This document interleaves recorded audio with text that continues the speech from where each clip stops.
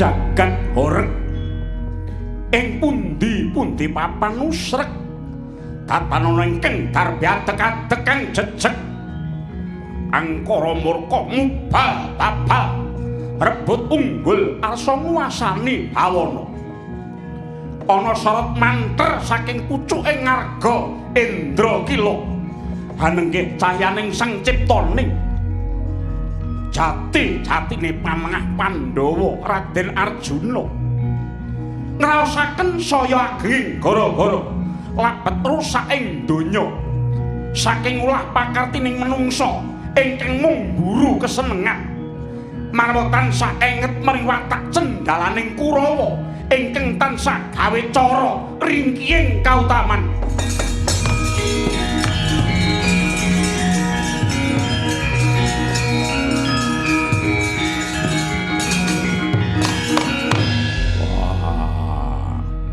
Wis 11 taun kowe tak guang. Kowe wis dudu satriya. Kowe ora duwe kekuatan. Ngerti yo? Ratu ning donya kuwi bondo. Sing mbok gandrungi mung kautaman ning ora iso mangan. Landheping gamanmu ora bakal bisa ngrubuhke aku. Kowe tok-tok dadi pendhita mung ngayem-ayem pikirmu. Ora urung kowe mati ngenes sadulurmu.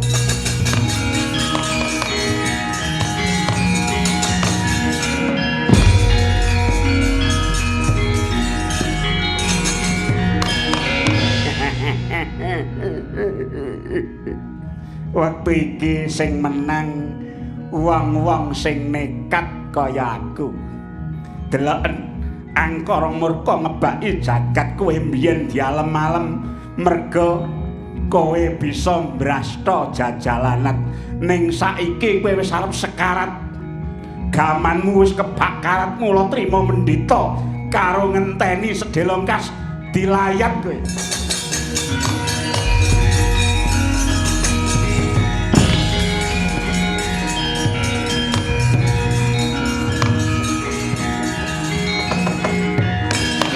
Gregeting rasa arsa napak marganing Subrata anacak lekas semedi parandene maksih angelus-elus deder lan nyenyeping panah ingkang rinasa landheping Warastra bisa tetep dadi srana amunah angkara tinata rasaning ati murih nambahi meneping raos mulat ki Lurah Semar sigra hanyaketi.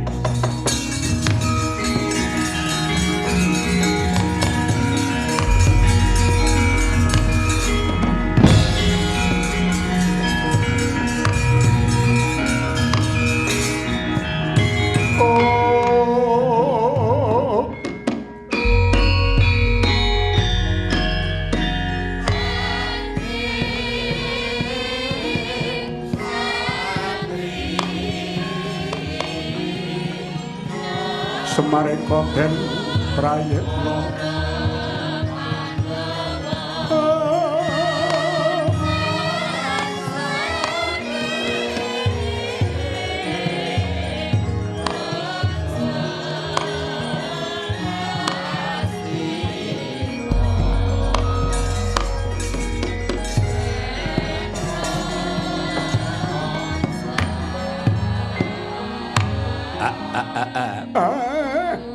mbegegeg ugeg-ugeg embel sadulita penemban pendak-pendak mudhar saking Brata Semedi ketingal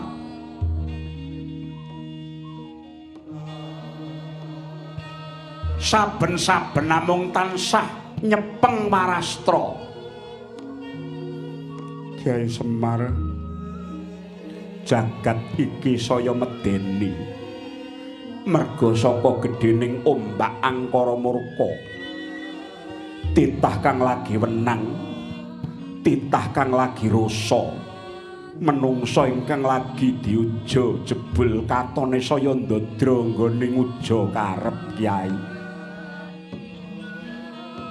sing tak penggalih ya gene aku saguh dadi satriya nanging durung bisa tumindak apa-apa.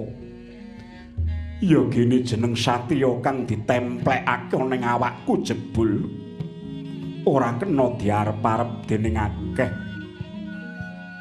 Aku durung bisa udu jroning swasana ingkang kaya mengkene Kakang Semar anjrengkeng Puswitarum kasiliring samirana mrik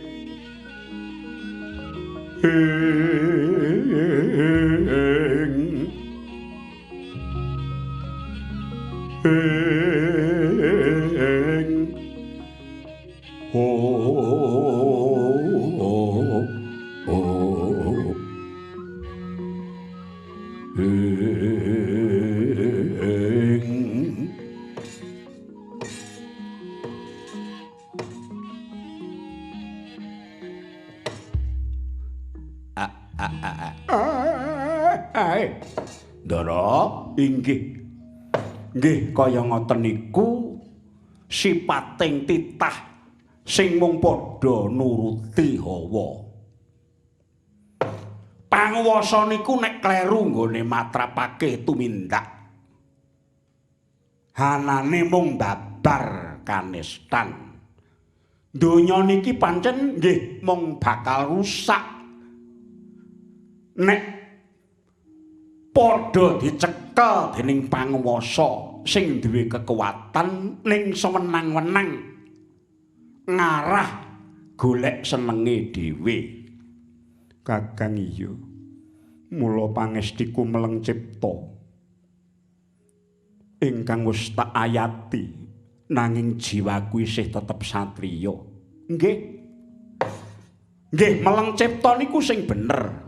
Wening pranyata mboten gampil niku dilakoni. Kudu sentosa tekate bisa ngereh ilining gagasan lan mboten gampang mupus saderengipun kasembadan sing digayuh. Nggih, Ndara. Iya, Kyai. Nggih, mong ngaten. Nindakaken lekas pakarti kados ndika niku pancen abot saestu panggoda niku samu barang sing padatan dadi kesenengane. Dadi panggoda niku samu kawis sing dadi kesenengane. Ngono Kyai nggih. Lah kantun senenge napa? Nah, mila mangke sing waspada, nggih. Iya Kyai. Ingkang baken sing jeneng cipta mening tenan niku babare wujud rasa asih, rasa tresna dhateng sak pepadane, nggih dhateng isining alam niki.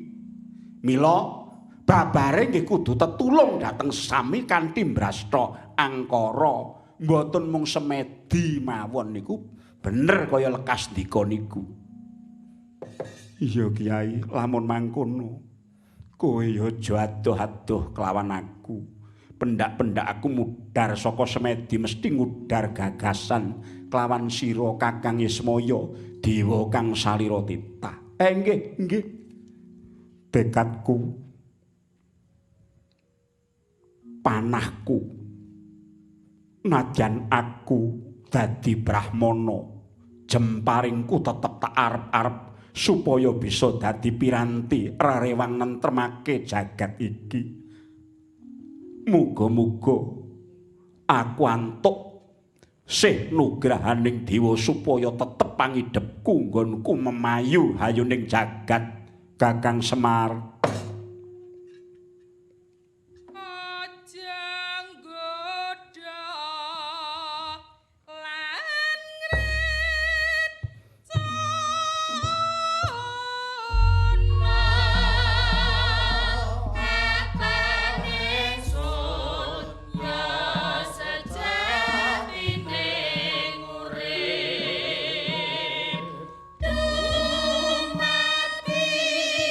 ku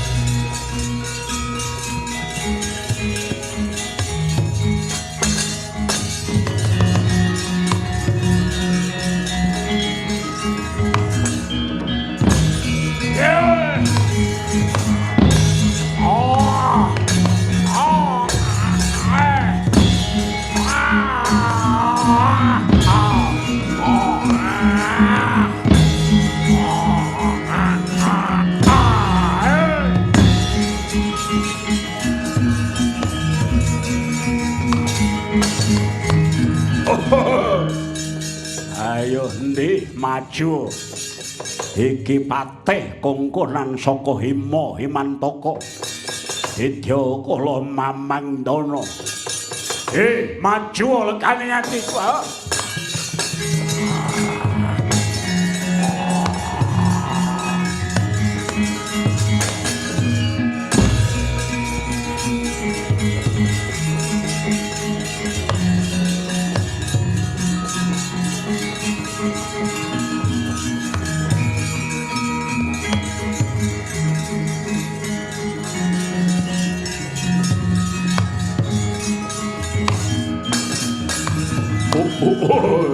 Alah, kowe sapa? Bathara Bayu. Mamangdana kowe bali ya. Gelem bali yen boyong Supraba ilang nyawamu.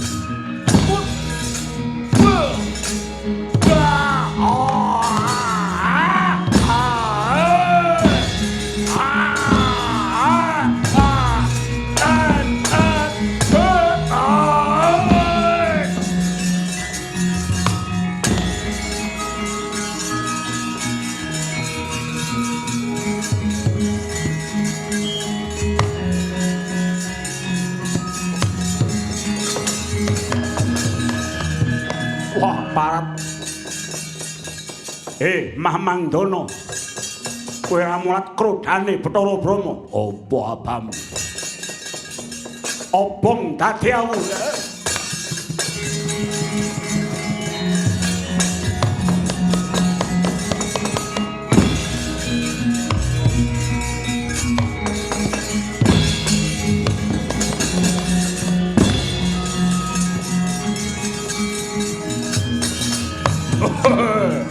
Apa mbok kira aku dudu duta ngrampungi? Tak damu bali genimu.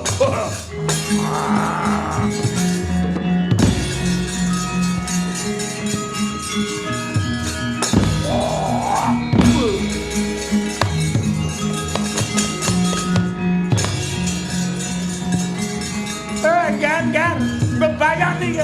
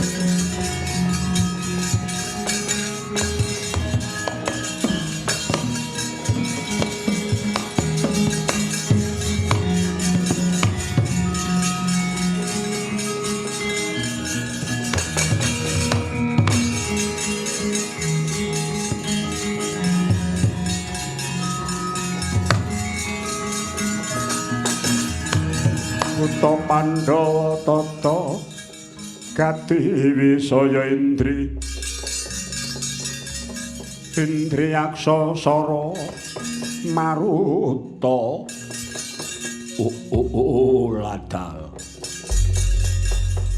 gene mung semono kasudibyan wae para dewata kowe mlayu lawange sila matangkep do mbok tutup apa mbok kira aku bali tak enteni nganti kapan wae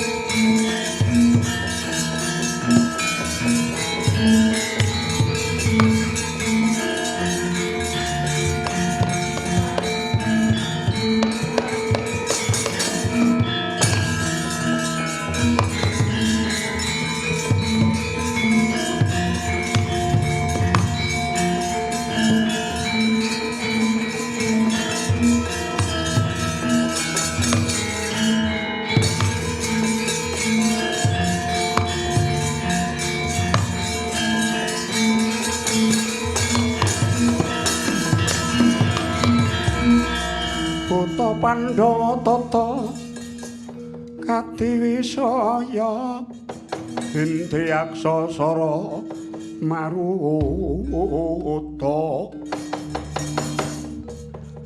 Pawana Bana Margana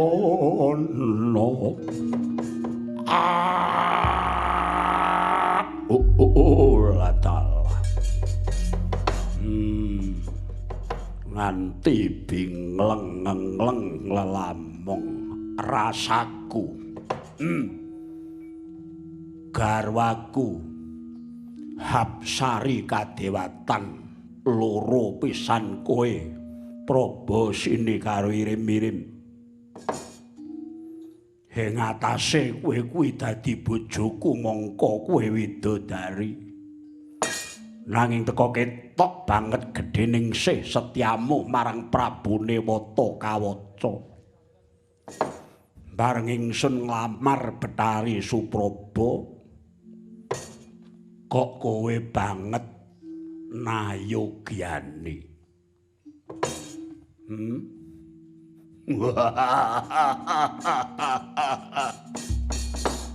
Akeh-akeh wong wadon ayu ki mesti sarwa malak. Aku arep ngrabi Supraba kok kowe entuk. Tinuwun. Kados sampun sakmestenipun paduka garwa tetunggul widodari Kakang Mbok Betari Supraba. Paduka tuhu nalindra ingkang unggul ing jagat lan unggul ing samukawis. Tobat nggih. Sinuwun. Paduka tetungguling bangsane Wata. Paduka wenang nratoni jagat Triloka menika.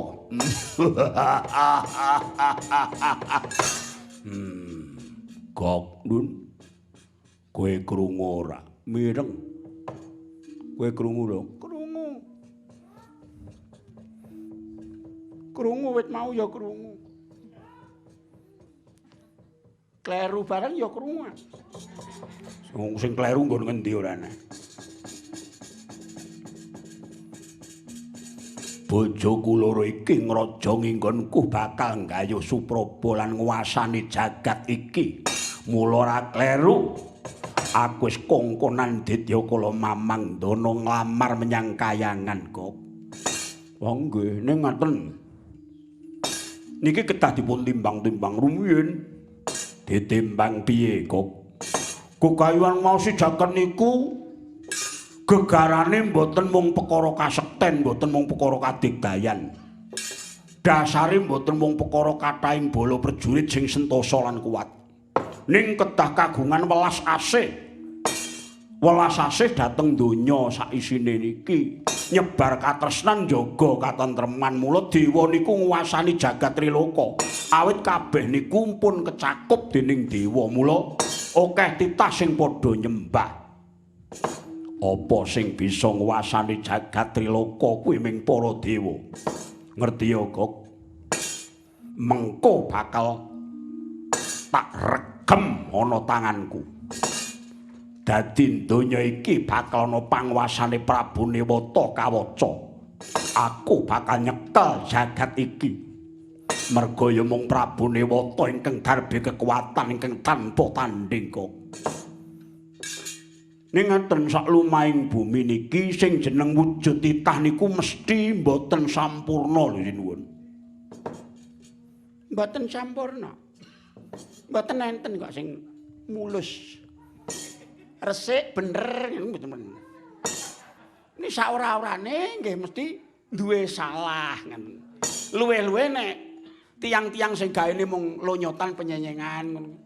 Sok ora gatek kiwa tengen ngaten nggih sok kathah lepate. Ngenten. Lirik kok nggih titah niku mesti mboten sampurna. Lan sinten sing mung katrem dhateng kesenengan kadonyan derajat panguwasa wanita bondo lan pepenginan niku mboten langgeng. Besuke ya ora bakal nemokke kalanggengan. Nggih langgenging rasa seneng niku tundhane besok ya mung susah. Nek kasembatan aku seneng ora bakal susah. Lho, seneng niku mesti mung sak murwate ning mesti jing ben susah. Luwe-luwe nek garane niku mung ngadiguna ngendel-ndelke niku mesti susah. Aku ora bakal susah mergo aku duwe aji gineng saka Weda ingkang madal saliring Brajolungit. Bawana iki bakal horeg lan bisa tak cetha nganggo panguwasaku. Kanthi aji gineng saka Weda ingkang ora cerdas apa wae kok. Sinuwun. Rening paduka saklangkung sekti mandraguna. Kinten kula para dewa badhe kawon lumawan paduka.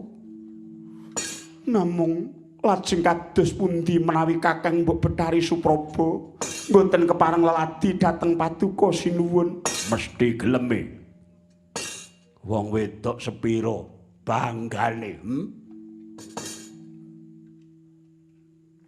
Kowe nyatane mbiyen sepisanan teko kene kowe ya angel.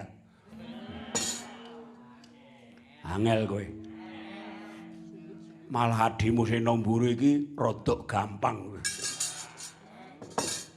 Wong wadon kang ngruda wedanane kaya adimu kuwi mesti luwih gampang tinimbang wong dingkluk kaya kowe kuwi.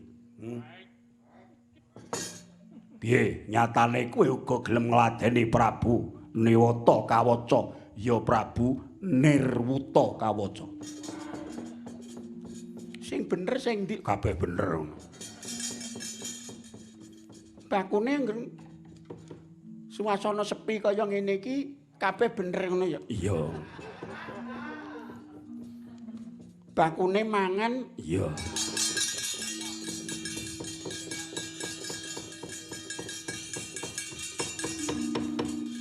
Nanging paduka sinuwun. Kula badhe kawon pangaribawa kaliyan titah ingkang wening ciptanipun lho sinuwun. Lho. Togok Nun. Aku jare kalah karo song wening ciptane. Aku kalah karo menungsa sing menep rasane ngono kok. Jaman saiki ora bakal enek menungsa sing bisa wening ciptane. Titah sak donya ku ya mung padha wae sing bejo tetep sing ngrasa. Sinuwun nyuwun pangapunten. Wonten satriya banter tapane nrima lakune asih dhateng isining donya. Soroting katentreman ngebaki jagat. Asmanipun Begawan Ciptaning inggih Sang Arjuna.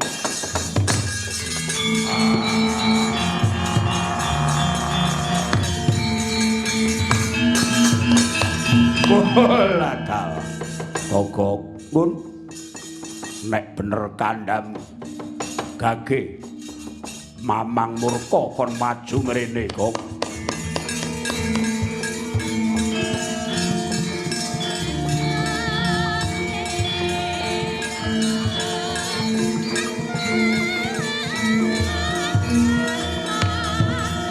Deres karto pawo ngopeng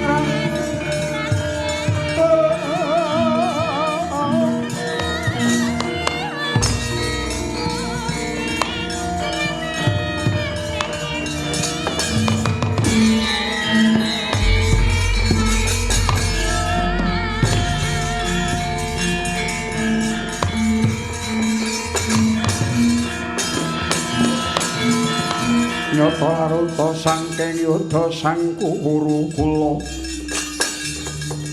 den tanung utusa sang Sri Mamang murka kawula non wonten timbalan ingkang adhawuh ing Uminata. Kowe tanggap marang panggraita tak timbali enggal maju. Apa kowe ngerti karepku? Aduh.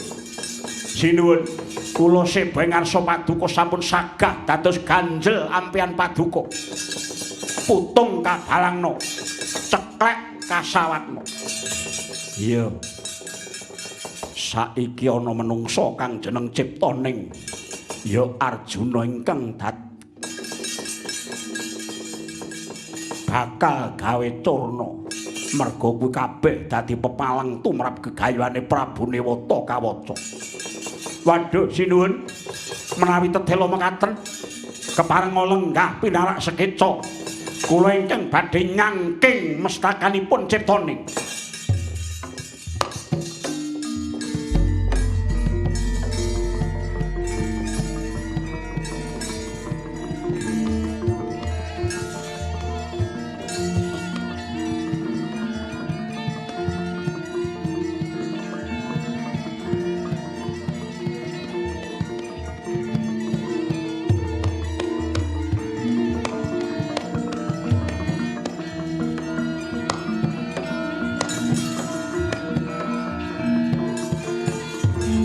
Raseksa krana kagiri-giri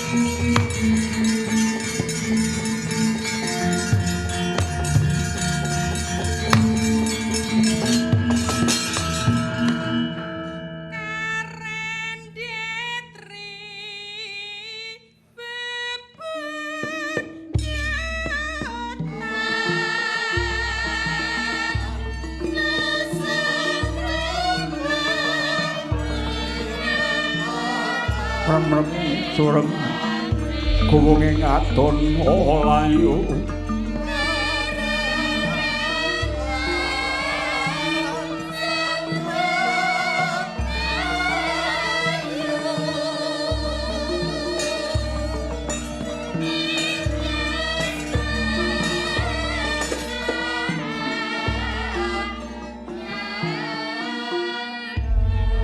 ngalentreh kaya datan darbe karekat sirna daya kekiyatane tetunggul Hapsari kayangan nenggih Sang Betari Supraba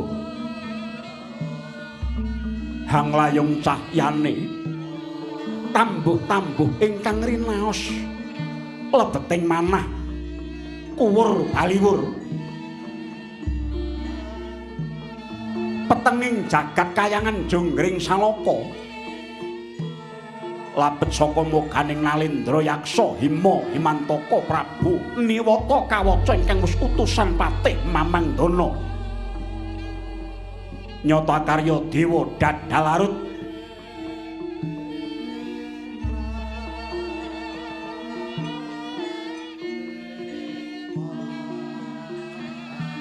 Sigra mulat saking katebyan nenggih ingkang Rama Sang Bathara Surapati. Lulunan hanya keti ungganira Sang Ewang Bathari Supraba.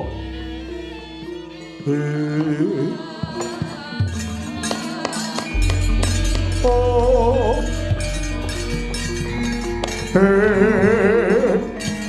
Oh.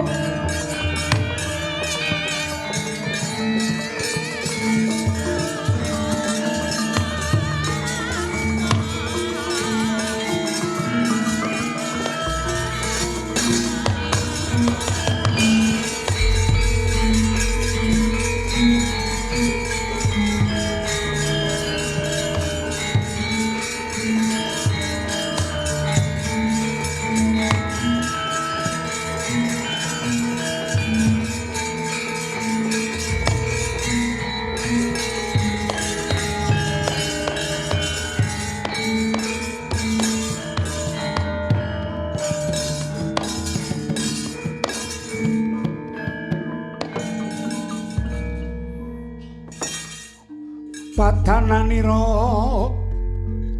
layo kumel cemrah maradani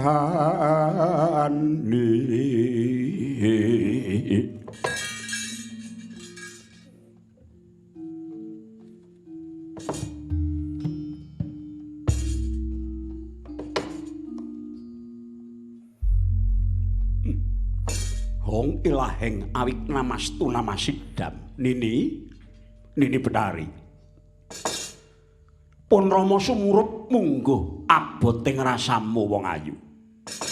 Rama Pukulun kula rumaos dados underaning perkawis sampun ngantos kayangan menika risak remek. Namung amargi saking kepengin boyong Supraba. Rahning ketingalipun Prabu Niwata kawaca kala wau tuhu sekti. Mila tinimbang rebahaken Suralaya luwung kula kewala ingkang dados tetombok. Najan babar pisan boten wonten raos katresnan kula dhateng Prabu Niwata nanging kula sagah kaparingaken dhateng Natayaksa. Murih kayangan kala wau manggih Iwana Rama Pukulun. Gonjang ganjing langit kelap-kelap katon. Lir kincang alis risang mawe gandrung. Oh, putraku nggih, Supraba. Banget nggonmu njaga marang rahayuning para dewa nanging penemumu kuwi ulun ora nayogyani. Awit Niwata kawaca saya nrunyak patrape mbiyen wis diparingi jodho cacah loro. Ya kuwi si Praba sinilan irim-irim jebul isih urung trima patrape. Rama, niat kula sagah kejawi pineksa ing kawontenan. Krana dewa sami kasoran. Ugi mesakaken dhateng sederek kula Yayi Prabasini menapa dene Yayi Betari irim-irim. Supraba, yen to tak waca saka kahanan iki cetha yen to Niwata kawaca bakal nguwasani jagat iki. Mula prayogane sira ulun sowanake ana ngersane Kanjeng Rama Pukulun Sang Hyang Jagat Giripati. Malah kepiye mengko purba wasesane nglakoni iki?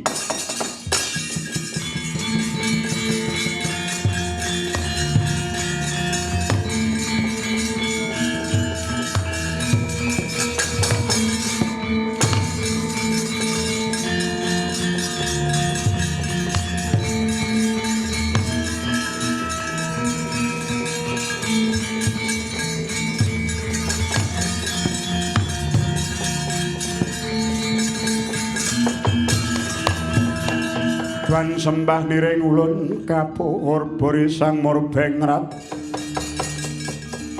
sahanan ingkang wong ilahing Kakang Rada punawi Adi Guru Rehning saya ndadra patraping niwata temah anjalari kayangan risak para dewa sami mundur tutup wiwara ulun boten badhe kendel Kakang dalah inggih Yai Watakan kala boten kenging dipun uja nyengkrem jagat kedah tumunten dipun sirnakaken namung kewula lajeng mawi cara kados pundi Yai Kakang sejatosipun ulun pribadi ugi kedunungan lepatipun rikala semanten sampun maringaken aji gineng saka weda dhateng niwata temah kasektenipun ngedapi-dapi mongko mboten gampil anggen ulun badhe mbedhol mendhet aji gineng kala wau wiwit rumiyin ingkang saged ngrebahaken angkara murka menika namung jiwa satriya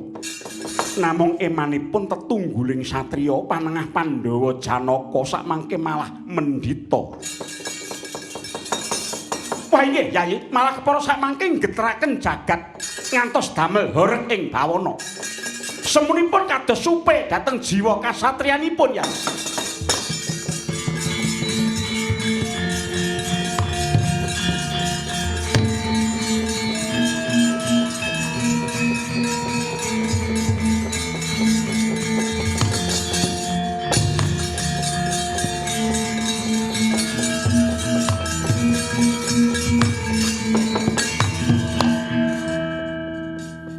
Kagendra kula wonten dawuh. Sira nganti wayah ulun ini Betari. Apa kang bakal katindakake? Rama Pukulun. Rehning yoga kula Betari Supraba ingkang dados tuing perkawis mila pamurbaning wayah paduka namung sumangga kepareng paduka Kanjeng Rama. Wong ilahing Supraba kula wonten pangandika ngadhawuh eyang babakan pepeteng kayangan iki kepiye? Pukulun Rehning Prabu Newata awatak nista mila sampun ngantos kelajeng-lajeng anggenipun nedya ngwaosi jagat. Supraba sagah nindakaken jejiban. Inggih pakaryan menapa kemawon murih jagat manggih tentrem. Ical kliliping rat pramudita sirnaning angkara murka ya.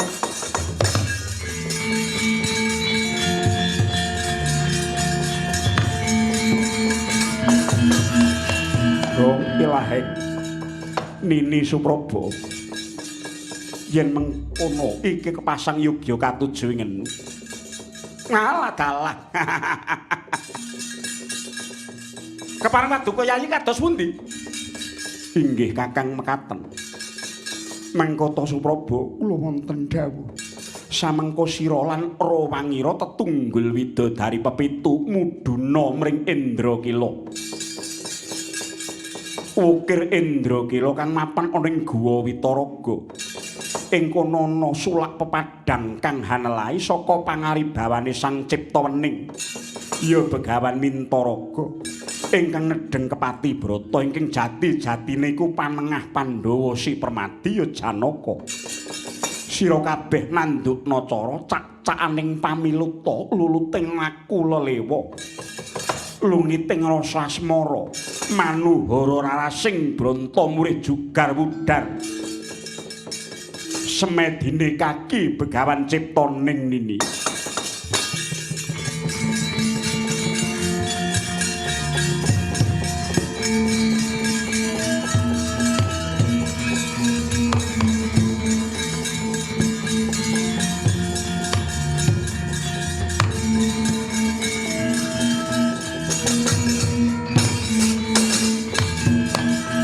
Kaki Indra kula wonten dawuh Rama Pukulun.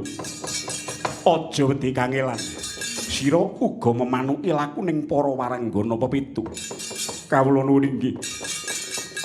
Mbok menawa ana bobol boroting lalakon. Sira makartiya njajak ana jero cethek ing kaki Ciptawening kawula inggih ngestakaken dawuh. Kula nyuni dipalilah. Nyuwun tambahing pangestu Rama Pukulun. Tak balang puji sesanti Siwun rada kula nyuwun pamit. Ya Kang Prayitna nggonmu ngemeng rasa ya nggih.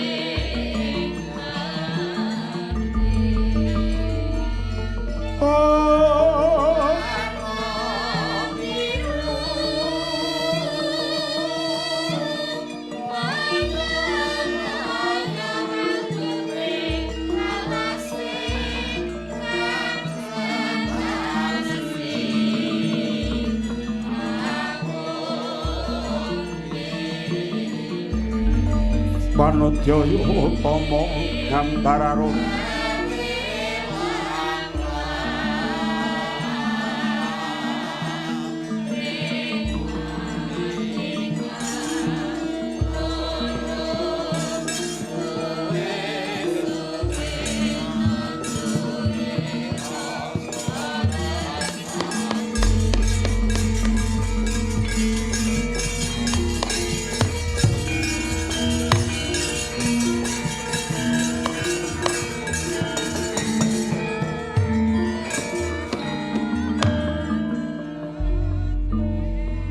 kabeh wae Yayi Tilotama lan para kadang Hapsari Sabta klebu pun kakang ayo padha makarti bebarengan mundi dawuh Sang Hyang Jagat Giripati tumurun mring Indra Kila gawe cara murih jugaring kang bangun tapa Sang Resi Ciptawening ya Sang Mintaraga patobat muni nggih kakang mbok ngestaken dawuh iya sing isih nganggo slendang kandel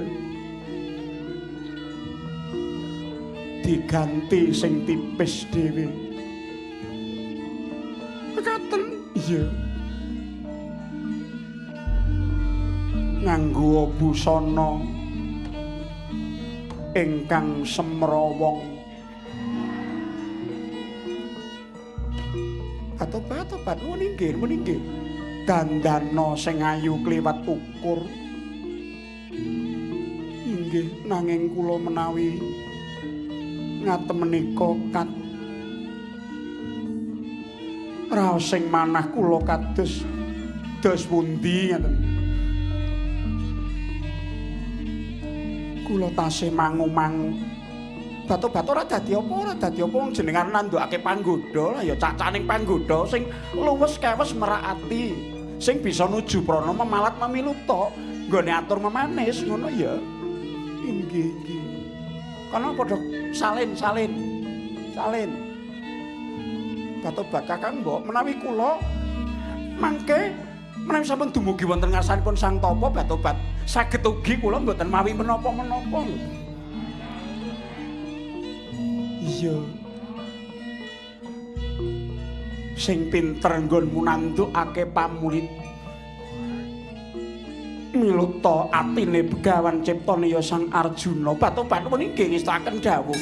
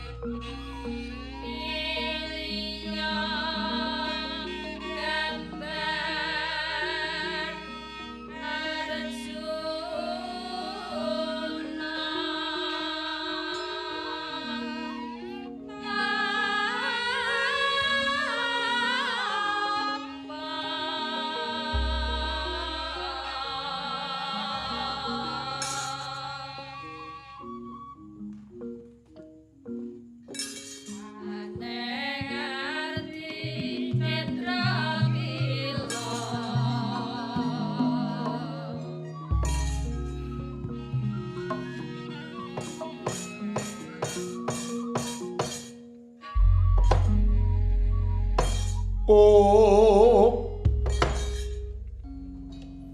sasiheping Sang Hyang Arka gumantha sing dalu jroning ratri dereng wonten ingkang sinarita amung Sang Hyang Candra ingkang mijil saking pratalarsa merbawani jagat dupi tata sing kamantyan dewasaning Sang Hyang Arka nenga kawusa wancine wus gara-gara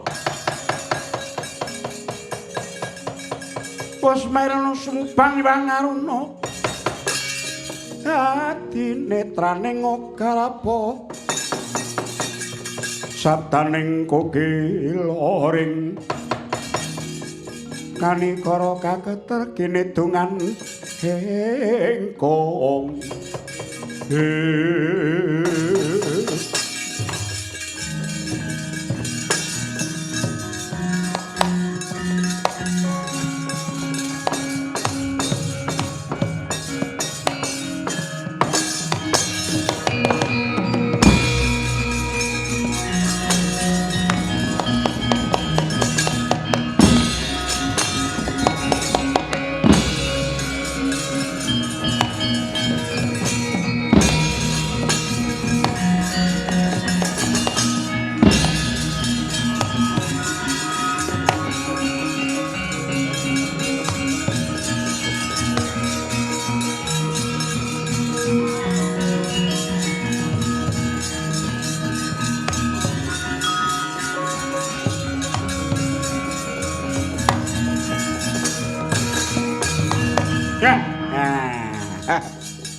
Yan matur nuwun nggih.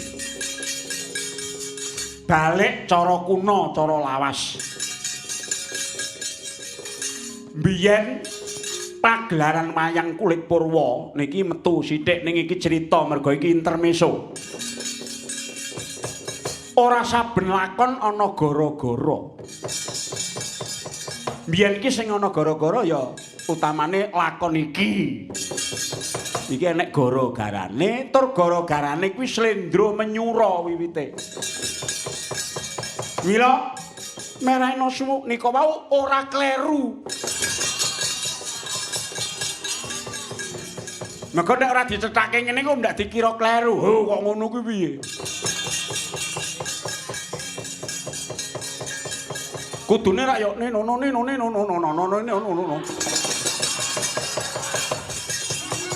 Nih nono nih kudune ngono iki patet jongo ngono.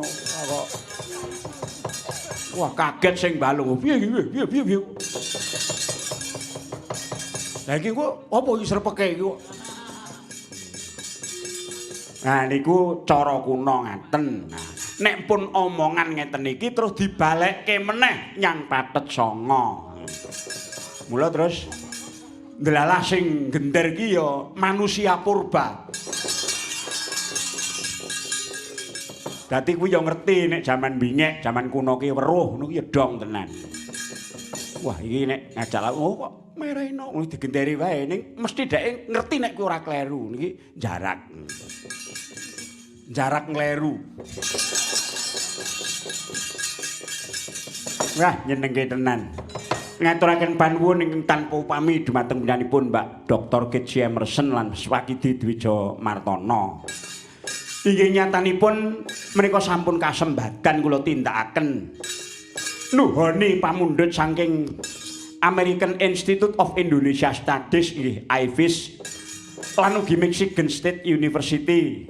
Ingkang ing benjang tanggal 23 ngantos 26 Juni. Menika dipun tayang berkali-kali di seluruh dunia. Nggih mboten mokal wong nyatanipun sampun rutin marambah makaping IFIS anggenipun ngawontenaken pagelaran ringgit. Pandheganing IFIS inggih menika pemuka-pemukanipun mboten sanes jawi namung pendanipun Profesor Chandra Sidat. Nika wah iki mesti ahli bangsa sastra iki. Kita nek asmane kok ngene iki mesti iki iso bedhek mesti nganggo Chandra Sidat. Nah, ngono iki mesti bangsa Sidat. Kalau Rajesh Kapur. Aku ki pomo jenengku India ya. Jenengku tak leh Asmaraj Kapur.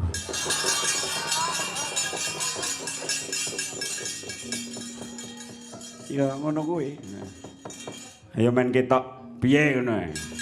Lajeng penyanipun Profesor Marty Hutch lan penyanipun Pak Gigi Wicks. Wah, le macane angel. Gigi Wicks. Ugi penyanipun Profesor Bob Hedner lan penyanipun Profesor Chris Duncan Donat. Wah. Oh nek kae beda kae Duncan.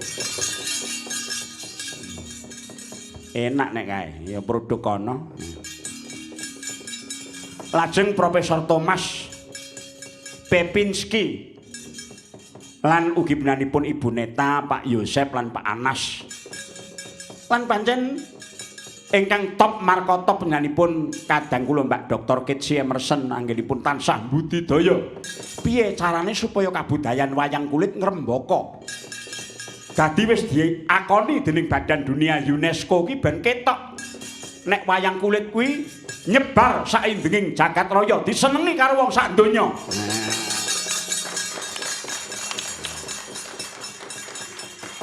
Mergo nek ra nganggo cara-cara ngono kuwi terus klebu keahliane penyanyi Mbak Kitsi nggone menerjemahkan ke dalam bahasa Inggris kaya ngene iki ya mokal bisa di semak karo piyayi-piyayi saindenging donya.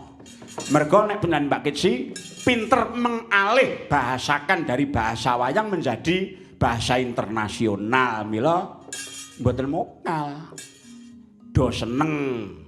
Lah wong aku gur gawe konten pengetahuan wayang ini nek ditambahi Inggris ngono ya tambah.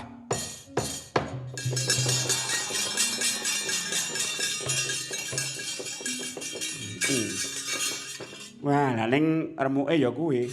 Kadang kala angger pentas ngono sing nyuting saka mburi sok ora pati waspada. Kene lagi drama ngono terus enek wong kloyang-kloyong ning mburi. Le nyekel wayang rada keduren barang ya. Kadang iso le del ke kursi sithik. Nggih, wah matur nuwun niki mung gojekan mawon mboten sah diterjemahke nek nggih niki wau.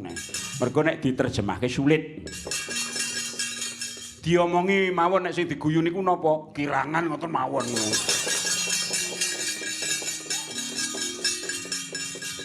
Matur nuwun, Mas. Dan nggih ngaten menika. Ning kanggo nyeluk gareng karo Bagong, rene lah iki wektune terbatas. Sak bisa-bisa iki engko ya ming sedhela. Mergo pancen kabeh iki apa perlune. Ngaturaken panuwun kanca-kanca mayangkara kabeh wah. Pirang dina ta ora ketemu kok lewemu. Ketoke kok nyenengke banget suweger.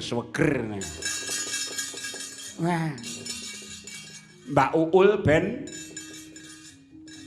jineman gatik glinding. Monggo menika saking Mbak Dr. Kitsi dipun aturaken dumateng sederek-sederek Aifis lan kanca-kanca seluruh dunia. Ugi kanca-kanca seniman grup-grup gamelan ing pundi kemawon di seluruh dunia. Monggo menika persembahan dari Mayangkara Mangesti Wayang Kagunan Rahayu. Pesinden Mbak Uul ingkang ugi sampun nate sowan dhateng Amerika. Lan kanca-kanca Mayangkara saperangan ageng ugi sampun nate sobo dhateng Amerika. Ora ngira nek wong Gambang saka Jumapala ki iso tekan Amerika. Gue tekan omah terus slametan. Tuku sawah. Hasilnya saka Amerika. Diutang-utangke.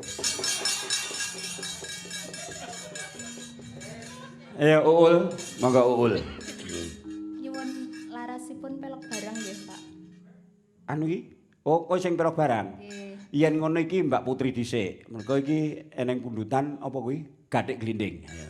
Mbak Putri sing gathik glinding, engko awakmu sing pelok barang. Ayo. Ayo, Put.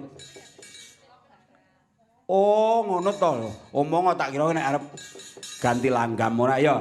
Menika kersanipun Mbak Uul menika tetep gathik glinding ning pelok barang. Oh, ngono ta. Oh, ngono ya. Ya, oke.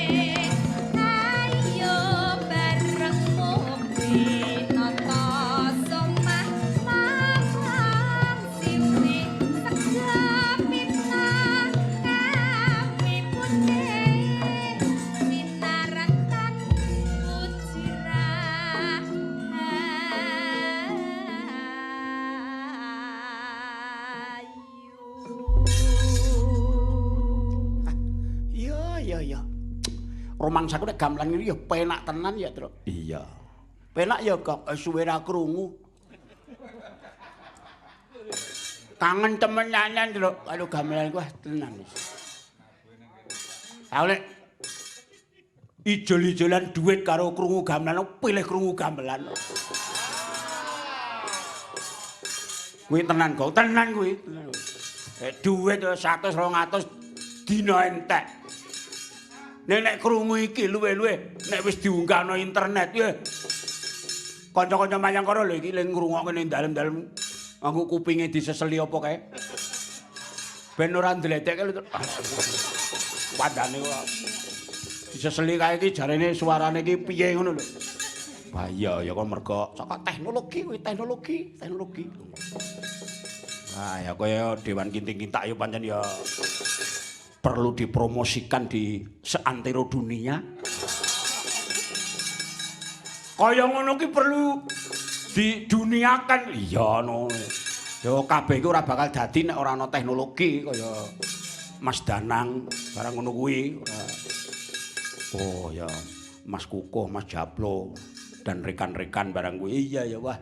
Nek ngono jenenge Aifis karo Mbak Keci iki iso nguripi wong pirang-pirang ya bisa. Cetha. Nyatane kaya ngene kahanane kok ngerti-ngerti ya mak betunduk ya enek rekaman sing wah apik. Apa iki ora bawa-bawa sing dawa ngono to, Truk? Lah apa-apa. Upama Kutut Manggung Candra Lukitan. Ah, wis ketahuan ora iso. Sing baku kuwi piye carane supaya Aipis ya tetep selamanya mencintai budaya kita utamane wayang kulit. Iya. Ora mung mandeg temene ya piye carane gek rapat-rapat usul-usul ngono. Piye supaya berkembang ora mung Aipis ora mung Michigan ning nganti saantero seluruh dunia. Iya, terus apa ya iso nglakoni? Lho, mergo enek Mbak Keci sing iso menerjemahkan nek aku ora samar. Aku gur kari Bagong, kowe kari Gareng, kari Petro. Sing penting wis enek terjemahane kowe wis iso mendunia temenanan, Tru. Wah iya. Wajane elok tenan ya. Iki gegaran kaya ngono kuwi saiki penting lho. Heeh, saiki wis wiwit. Wayang kuwi go internasional beneran. Wah, ben iso ngono ya saiki Mayangkara ki kudu ngrembakake pikir, kudu sing padha sinau, sing tenan. Kaya mau kae sore wis ketok mletik. Oh, gawe kayak klenengan. Iya, klenengan wis. Iki ya iso uga klenengane sore mau dipersembahkan kepada Aifis. Kanthi perhitungan. Abang kowe iki gawe-gawe dhewe kok kon ngitung. Akale iki lho. Gawe-gawe dhewe kok kon ngitung. Ana iki ndara ki adate nek Yahmene iki meh wudar nggone semedi, Truk.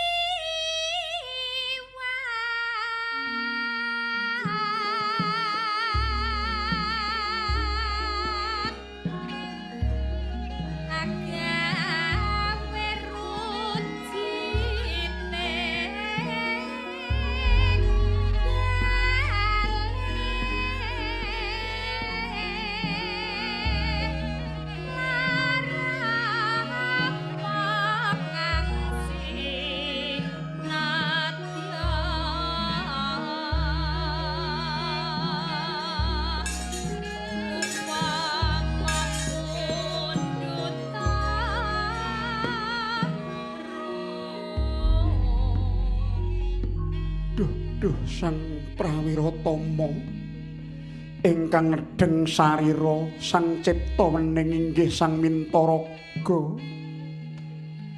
Kula nuwun sewu paripaksa. Kula sowan ing ngarsa paduka Sang Mahayogi linangkung Begawan Cipta Wening.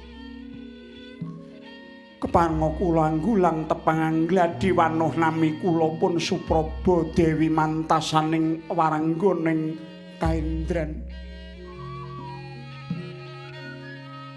Samenika sederek kula Yayi Betari Telotama lan ugi kathah sanesipun ingkang sakmangke nedeng adi busana tata-tata mboten langkung badhe amethuk dhateng andika Sang Mahayogi awit nyatanipun genturing tapa paduka ambabar karahayon sejati rening sampun tinebus kanthi laku brata ing mangke sampun katarimah. Kula nuwun sewu Sang Penemban, kula sak sederek tetungguling widodari supados nderekaken paduka minangka bebingah waing kasutapan paduka wenang garwa kula sak sederek widodari pepitu.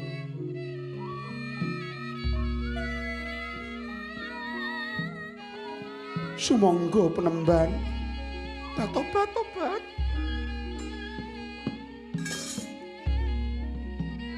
Penemban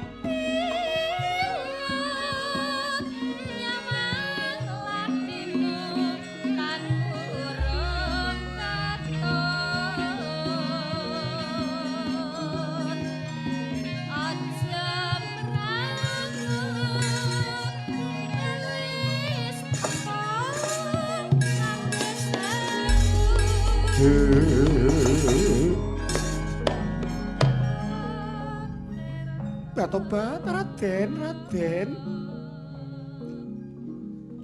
Piye piyayi kok baguse kaya ngene ya. Granane lingrungi tobat.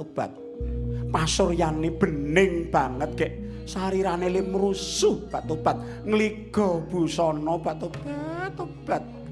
Ana tapa tetaunan lah kok tadi babar pisan ora nggogra kusika, ora kuru malah tambah sumunar cahyane tobat. Tenan, aku upama duwe bojo, duwe wong lanang kaya ngene iki ora tak entuki lunga. Tak aturi ana njero patunggon wae tobat. Bendina tak pijeti. Ora lara awake ya tak pijeti wae. Iya, tobat. Ana piyayi kak kaya ngene. Iba senengku yen to aku dadi garwane biyu. Raden. Mangke menawi sampun kepareng mudhar anggenipun semedi. Rumiyin piyambak kula lho, Raden.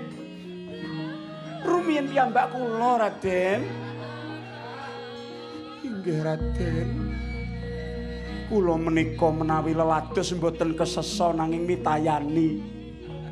Mboten kesesa. Alon-alon nanging dipun mataken saestu. Raden, sumangga lumban warih madu kekosok sari-sari Raden kalian kula. Tobat Raden.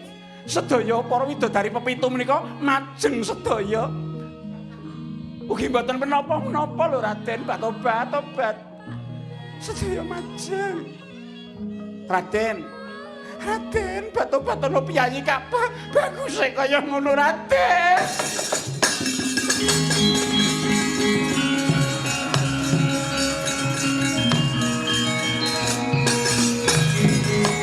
Bumi gunjing langit kelap-kelap katon lir kincanging alis Trisang mawe gandrung saparang katulu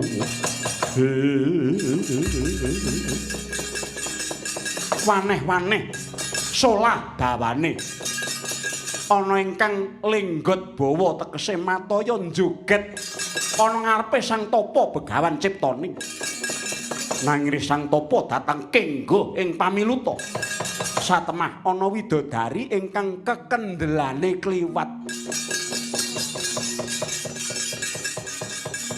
ana ngarsaning Sang Tapa mamet prana kanthi slendange den balangake kembene den sawatake riwes nyong legena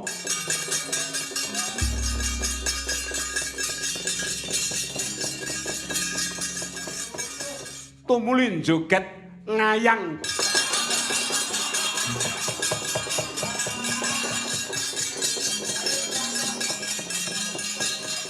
nanging ngobah wae ora Sang Ciptaning malah para widodari samya gandrung kayungyon dhateng Sang Tapa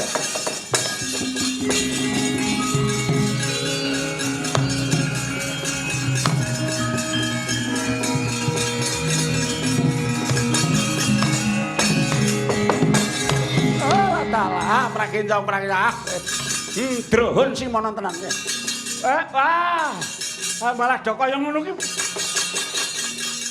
Malah ulun ora kuat dhewe. Piye iki? Aku malah ora lunga-lunga. Wong gelas sing digodhog karo mbebek. Jang apa kuwi? Jang apa? Singkir ki.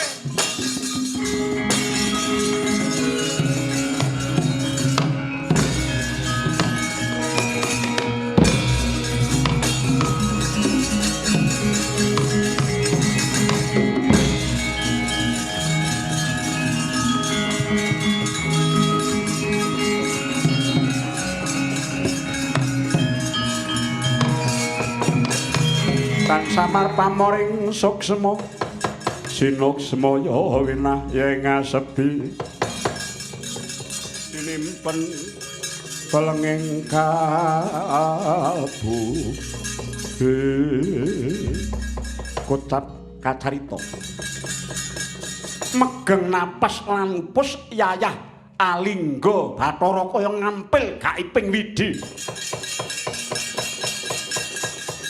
kaya katarima mendung ngendhan wing antariksa piniyak dening Teja Pangkawa nguwung Teja manter hanya dolan ingkang mijil saking sarirane Sang Ciptawening sigra mudhar saking semedyan arengi praptaning Sang Anyar Katon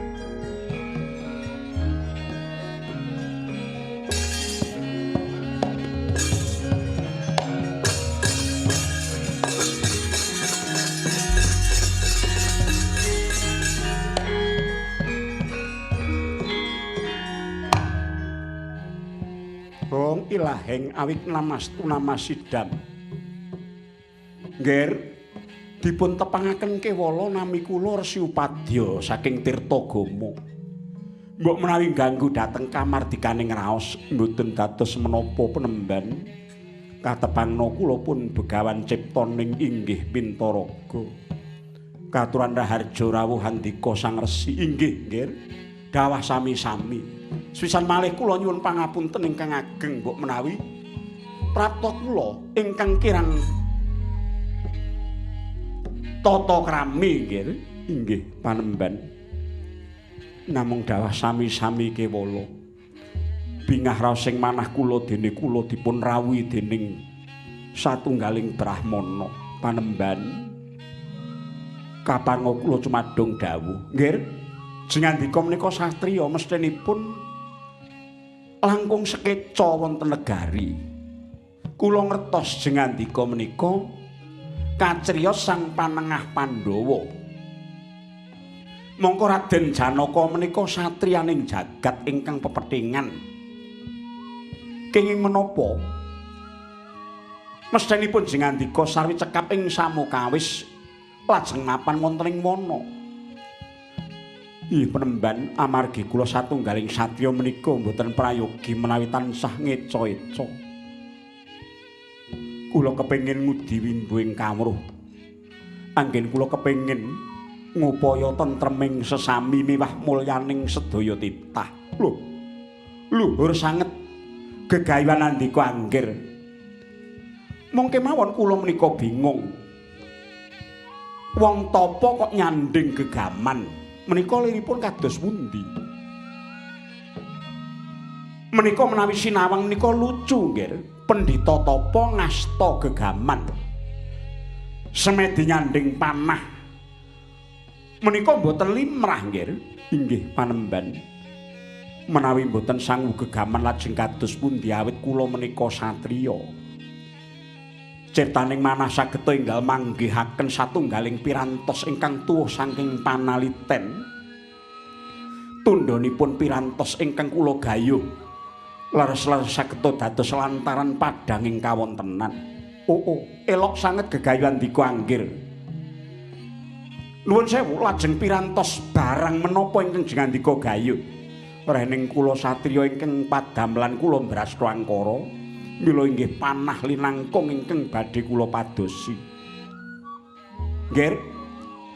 Jengandika rak sampun kagungan. Mongko panah ndika semanten kathahipun. Wis duwe panah kok golek panah. Tur golek panah sangune kok panah. Inggih. Wonten bebasan Amet geni adedamar ngangsu pikulan marih tegesipun tiyang madosi nliti Samukawis menika sangunipun nggih kedah kawruh utawi samubarang ingkang wonten gandeng cenengipun kaliyan ingkang dipun gayuh. Oh ngaten nggih. Lah mongko neliti Samukawis menika langkung-langkung nliti gegaman, madosi gegaman ingkang ampuh ngungkuli sedaya gaman-gaman dika menika rak mboten gampang. Lajeng cara menapa ingkang dika tindakaken?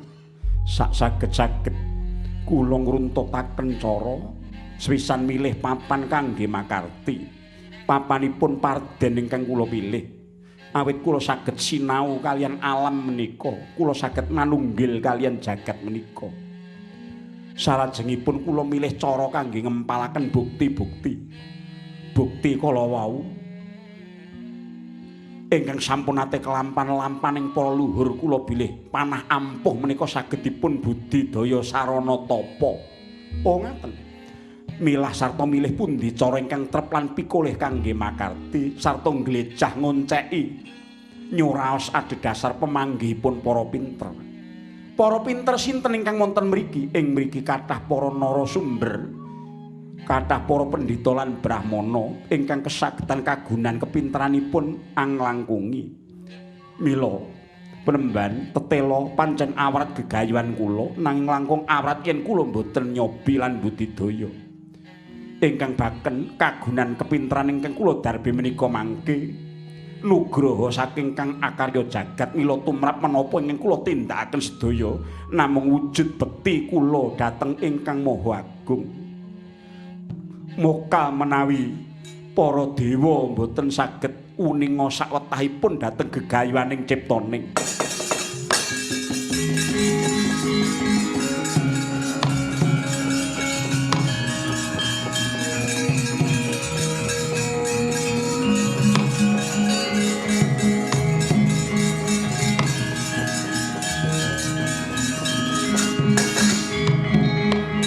Dedep didem prabawaning ratri Sasatara wis manjer kawuryan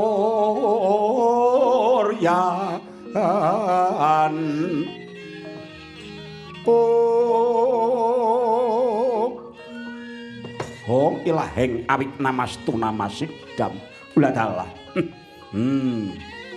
Ger, ciptoning kula wonten dawuh bekti kula katur pukulun Bathara Indriya ya kulun tampa gawe bombong tiasulun tanpa upama. Ger, tekatira mbangun tapa bener-bener datan kengguh ing panggoda cetha lamun iki dadi titikan yen to sira banget gandrung marang kasunyatan uripmu wis mbok pasrahake saputuhe marang Kang Akarya Jagat Katandha. Sira wis ora karem marang babagan kadonyan. Kowe mung kepengin mbrasta memalaning jagat. Pukulun ngaturaken panuwun tekad kula muhung kepengin memayu hayuning bawana. Ya. Bener pakatinira, sira satriya sejati ingkang wis bisa manunggalake laku lahir lan batin. Saya wuwuh kawruhe sangsaya cedhak marang kang nitahake. Saka bungah-bungah ulun sira sun dusi mawa tirta widu. Lan sira ulun pundhut putra angkat wenang akekasih Sang Hendra Tanaya.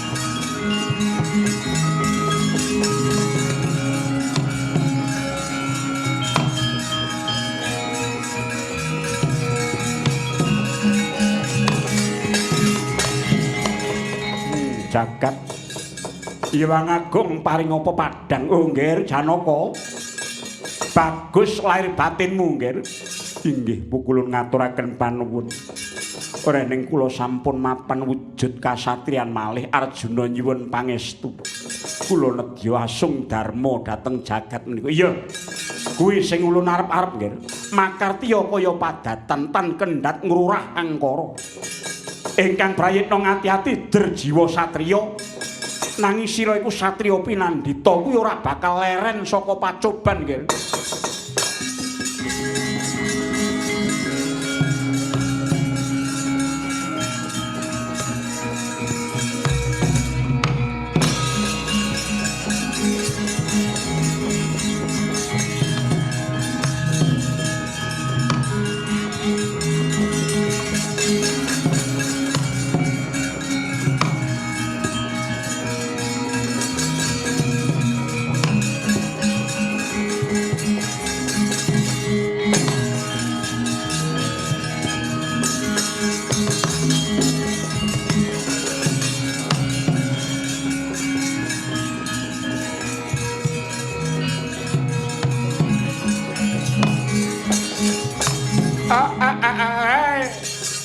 Aduh.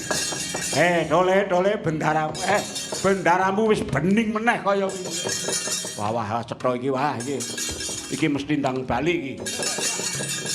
Ndang mulih gong mulih wis kangen ngomah pirang-pirang dina lunga. Wis pirang-pirang nyangan gak wis ora tau mulih. Ha iya ya piye ya kok buacutan kok ngantek. Sing ngomong bacutan apa kakrokane? Kowe iki nek omong kok mesti gatelke kuping. Syukur ndika Ndara sakmangke sampun nyarira satriya malih. Niku wau kaya tekane Bathara Indra. Iya Kyai sira dewa kang silira titah mesti wis ora bakal kekilapan. Ya nggih. Mula kok tekane mlipir-mlipir. Ketoke weruh kula lajeng nyingkir-nyingkir. Ketoke ngangge jubah to, Pak. Jubahe beda karo jubahe Bathara Indra. Resi Padya kae. Nggih. Wah, layak. Tak kira ki sapa to kae mau. Ya mau ya kur mubang-mubang turut ngarepan ngono wetenge gedhi ngono ki. Lah iya. Rumah saku dayah kok ngendi lho. Enek wong nganggo ireng-ireng ning ngarepan kok brengose kandel kok. Wetenge blendang ya, Gong. Iya ya. Ning aku wis ngrasake nek anggere wong model iku mesti arep golek utangan terus. Kakrokane do meneng kok. Pripun Gus? Ndara? Jarene Bathara Indra. Satriya kudu makarti nanging ora bakal sepen saka pacoban. Niku prayogi. Sakniki karep ndika pripun? Wis suwe ora metu saka pertapan kene mbok ayo metu. Dateng pundi? Mlaku-mlaku. Nggih. Dok, metu saiki metu.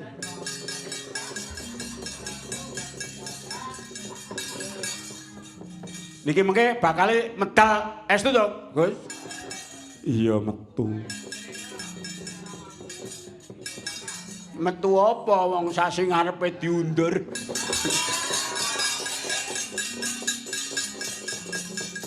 Aja ngono kuwi. Ayo Kakang gerekno aku.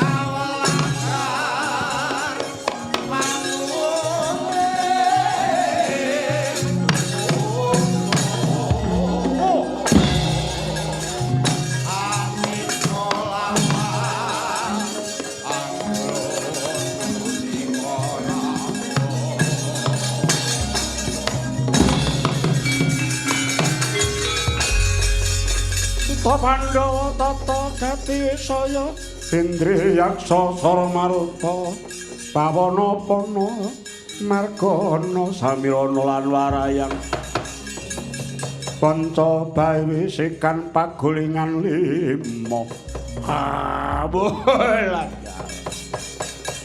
kok ya ora temu-temu digoleki kok ngendi-endi tak rusak kok malah rusak tenan. Wis men. Iki wis meh tekan pucuking Indra ki lho.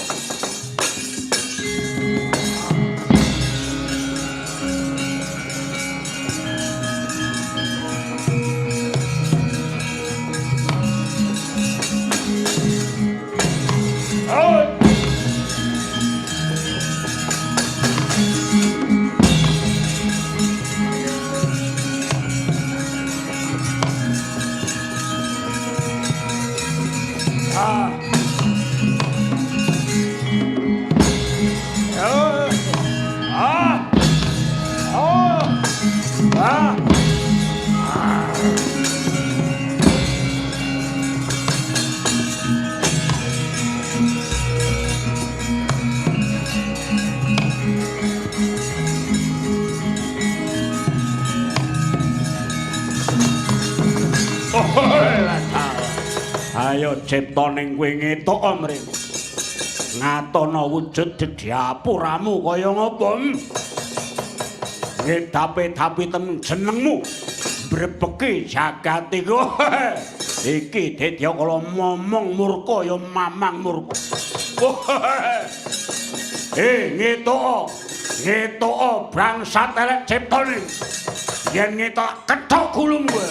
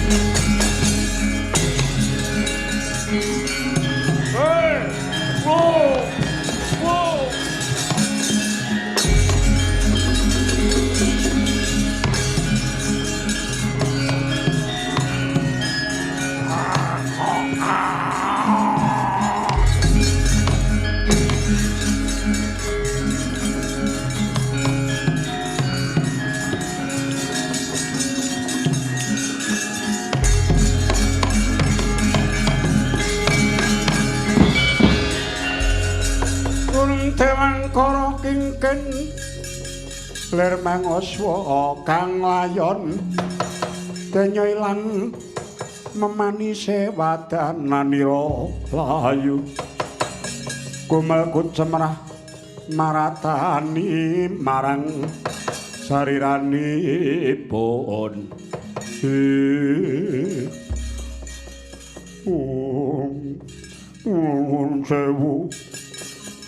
Ulun sewu panjenengan raup toya wening kowe nek bogok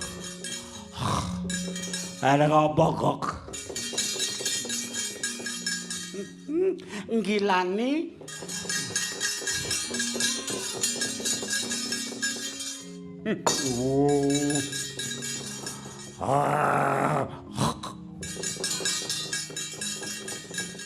nek kaya anakku kae nek ngorok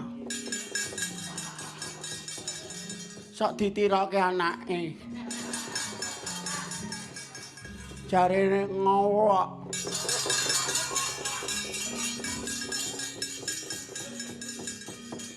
Ula turi ngilo wonten banyu bening gaya kene kok.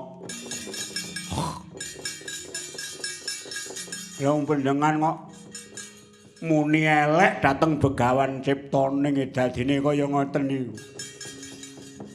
Piye to, Gok? Kula aturi ngilo mriku mawon. Aku ya kene, Gok.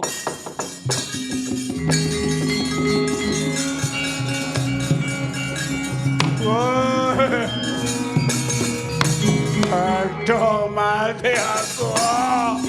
Oh, aduh.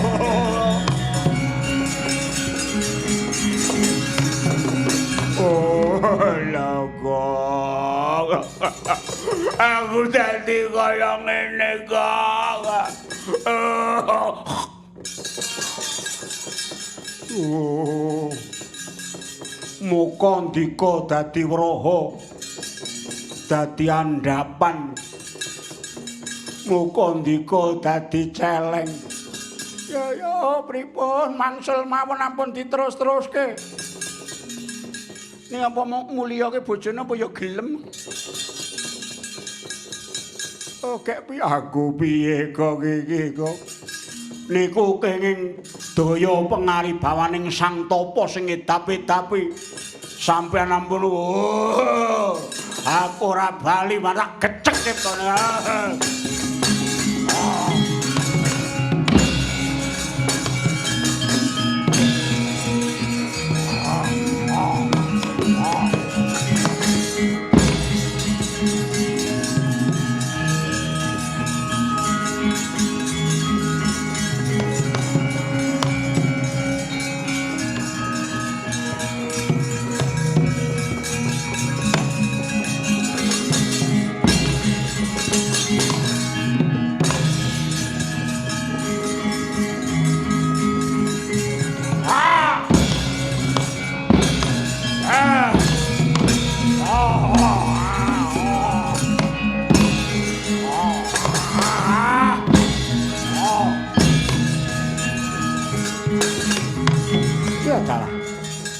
Hayong pancen celeng.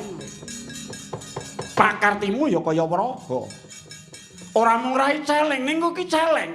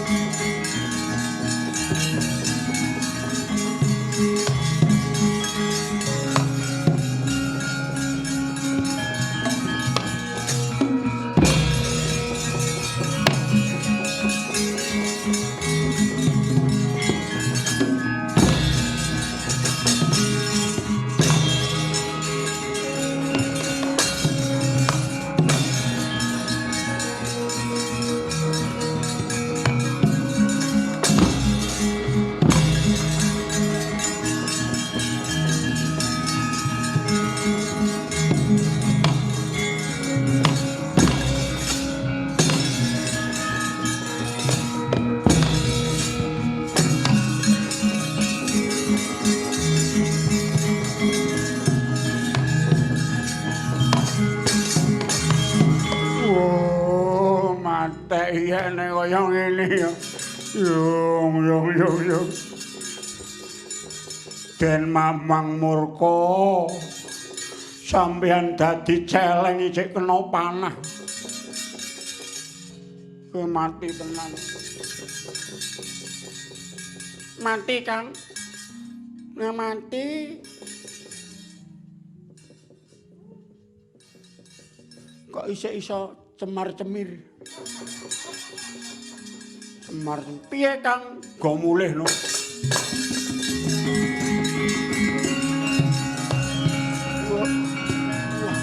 Abot e.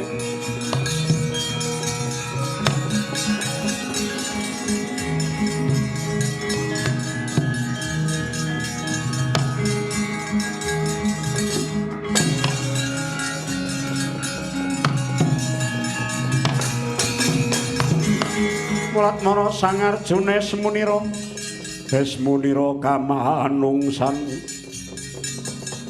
kasrepan tingkaing mungsuh nireng padha kadang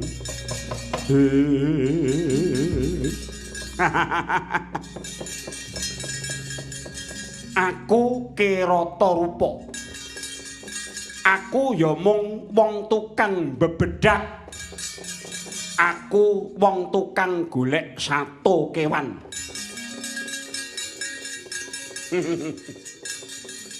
Beda karo wong weton paguron. Iki mati saka panahku. Celeng iki mati sing manah aku deloken. Tumancep ana kono. Lah iya, ning panahku rak ya nancep ana kono. Padha nggon bolongan padha. Yes kono kuwi. Ayo, kowe arep ngaku piye? Nyatane dhisik panahku sing kandha sapa? Sing nyegeni sapa? Kowe arep ngendel-ndelke dupeh. Kowe satriya. Iya. Pancen mbiyen sing maringi titis sing jemparing kuwi guruku. Bapa Guru Resi Kumbayana ya Resi Druna. Lah mula aku mau wis ngarani yen to wong pamulangan merga wong titis jemparing iki akeh-akeh wong pamulangan. Beda aku iki mung tuwa buru.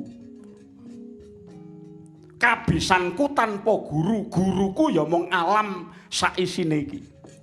Wiwit bocah uripku mung karo panah. Mula panahku kaya wis bisa manunggal karo driji lan tanganku mula aku manah karo merem bae mesti kena. Kuwi aja gegeden sirah.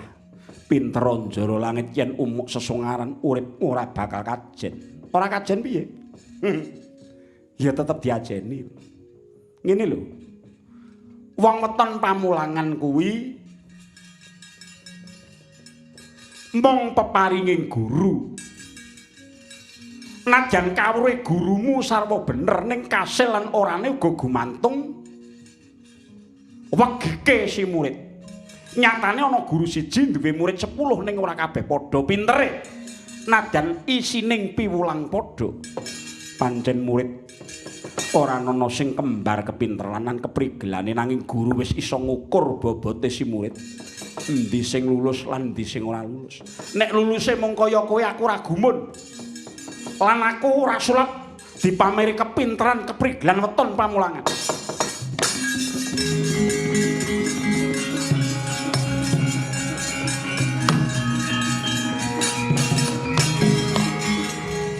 Aku ora kepengin golek kajen. Nggonku meguru ora kepengin golek aleman. Kuwi tembunge wong kepepet rembuke wong kepojok. Sejatine jroning atimu kowe wis ngakoni yen to keprigelane manah ora ana sak kuku irengku. Wangune kuwi arep nyoba kasekti. Pancen to. Kanggo nuduhke kowe apa aku sing pantes diajeni. Ayo seblakno dadamu. Yen aku kasar aku tak meguru karo kowe.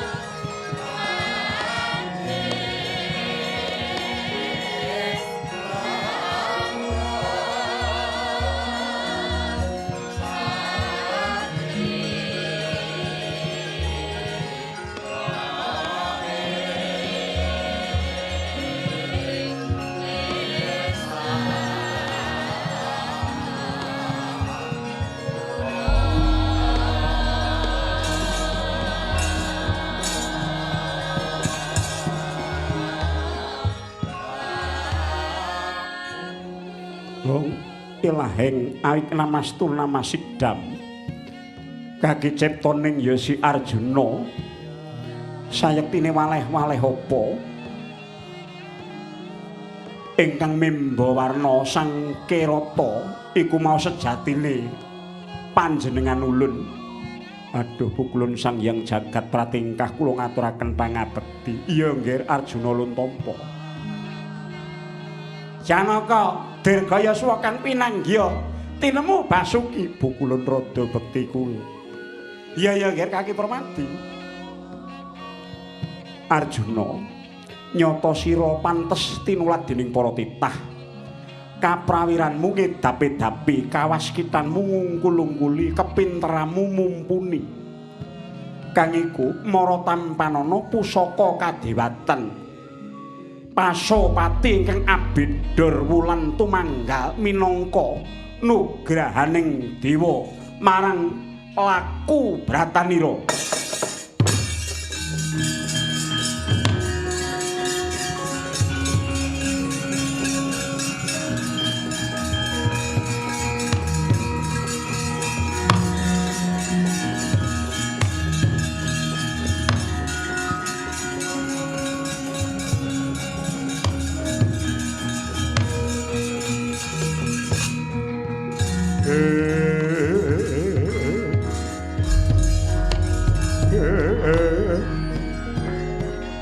Dan sembah nireng ulun kapurburisan murdengrat.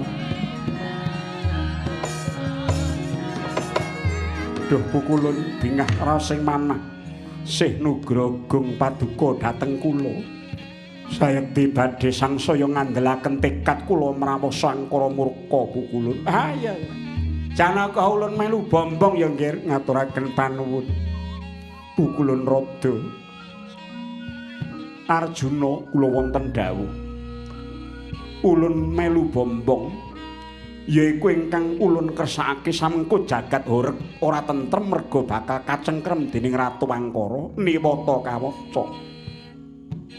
Biyen Niwata Kawaca ulun paring aji gineng saka Weda nanging angel anggon ulun bakal mundhut bali samengko wis digawe tindak sawenang-wenang. Mula kang iku iki ulun nganti nini Betari Supraba tetungguling Hapsari ingkang nalika semana nggodha jeneng sira. Mangsa bodho ulun pasrahake marang sira lan uga nini Betari Supraba muga-muga jagat enggal padhang jinglang awit saka darmanira. Uga sira ulun paringi aji anima ingkang lembut ora katon, aji laima ingkang enteng boboting awakira, aji prapki sira bisa tekan ngendi-endi. Aji prakam bisa ketekan sedyamulan kama wastra sira bakal bangkit pinter ulah asmara. Kula nuwun inggih. Menawi mekaten daya-daya kula nyuwun pamit. Iya. Mangsa bodho jagat iki peteng padhange uga mung ana jeneng para Kaki Permati.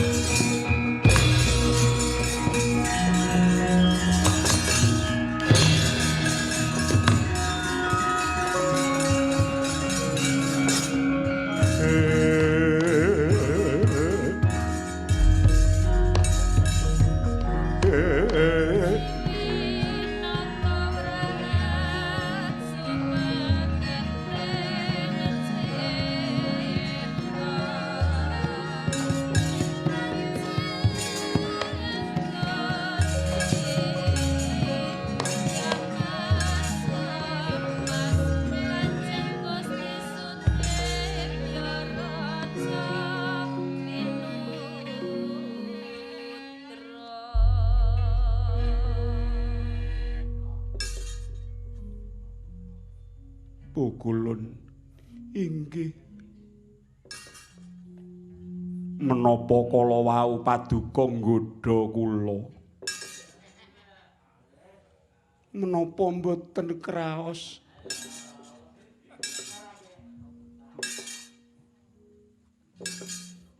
Kakang Semar kula aku mau kok ora krasa Wong pancen nedeng meleng semedi kok krasa iki krasa pripun? Titah niku nek nedeng kados paduka nalika sang ciptaning kala wau mangesti tunggal jejeke blating panembah namung mligi meminta dhateng panguwasa ingkang akarya luka. Niku wonten suwanten boten rinungu, wonten ganda boten diambu, wonten rasa boten dirasake. Nek enek panganan yane ya wis kecing. Lah. Enek wong nek wayune kok ngono ya, Truk. Dapurmu e gablekmu. Lah, nek iso nyawang, jebulane midodari iki kaya ngono. Widodari yo midodari. Ya. Wah, tujune gareng agek ning ngendi kae mau. Upama roh ngono kok tekle mesti bingungi kae. Ora sae le. Aku wis mungkur saka bab-bab kaya ngono kuwi kok. Aku karo Mbak Yumu wis mungkur. Ungkur-ungkuran. Pukulun kula kapasrahan dening Sang Hyang Jagat Giripati kados mekaten. Inggih. Namung paduka kedah nyirnakaken Patih Mamang Dana langkung rumiyin. Iya mekaten wonten suku ning Jamurdipa.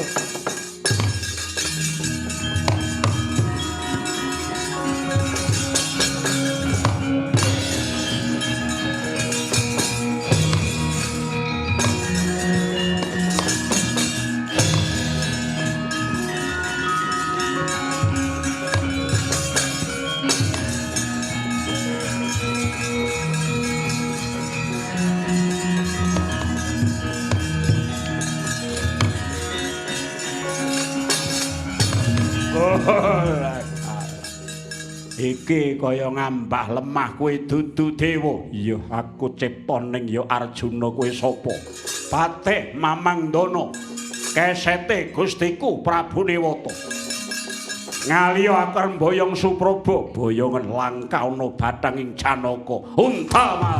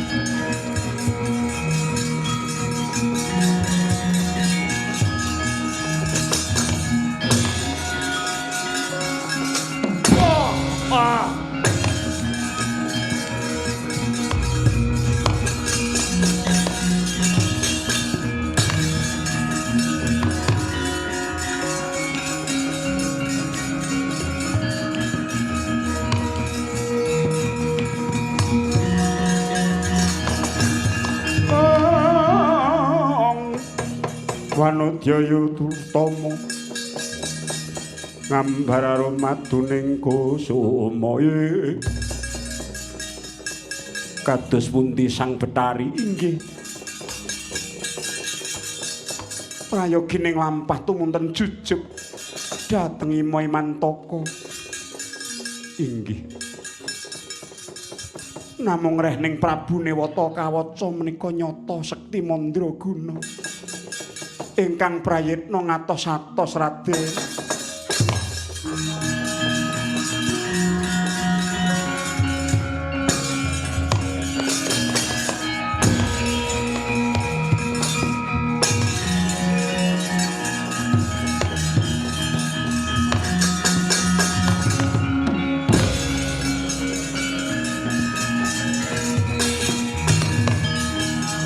Potong rahing sun Rekaten Mas Pogong Mijel Tut kita tanpa karya sengkang rinemekan Gusti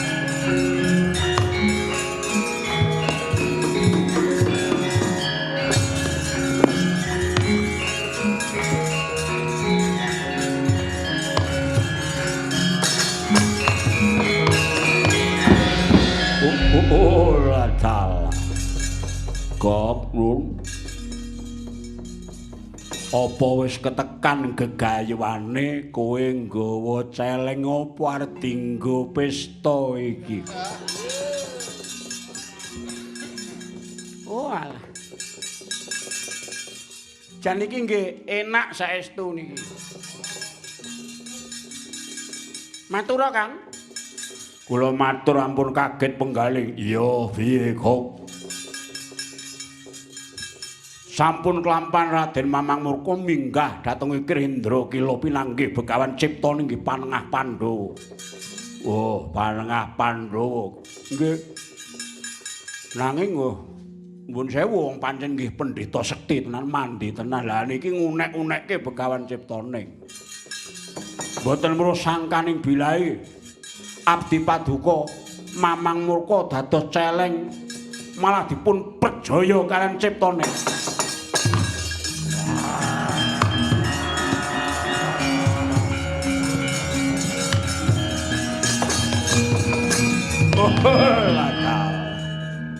Iya, gedhe labuh labetmu marang Prabu Newata. Togok nun kuburan petaken. Buntelen.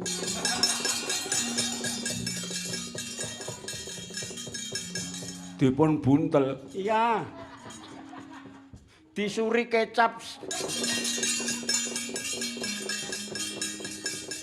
Lah terus dipetak teng pundi? Ana ing kuburaning para kusuma bangsa. Tulisana. Nggon maejane tulisana. Sang Prawira. Sang Pokalis. Gur celeng. Tenan iki minangka tandha pakurmatan iki. Dalan ingkang mujur ngarepan ana ngareping pendhapa kraton iki jenengna Dalan Mamang Murka. Gawuhna kabeh kawulamu ki nen padha masang gambar. Gambare Mamang Murka lan uga kang wis dadi wraha celeng iki. Nggih ngestuaken dawuh.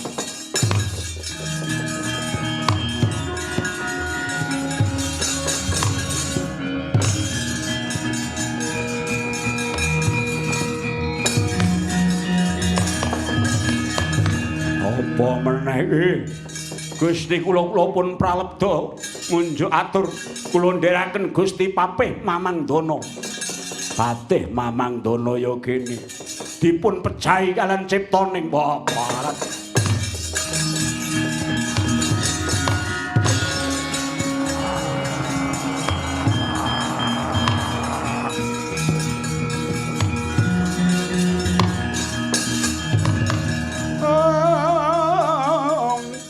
Buta Pandhawa tata Gatiwisaya Indriyaksa Sara Maruta nganti legek atiku kaya ngapa dedapurane menungsa sing jeneng ciptane Grek lampit brungkat gimpul ngerangsang kayangan ora susah ngerangsang wonge teka mrene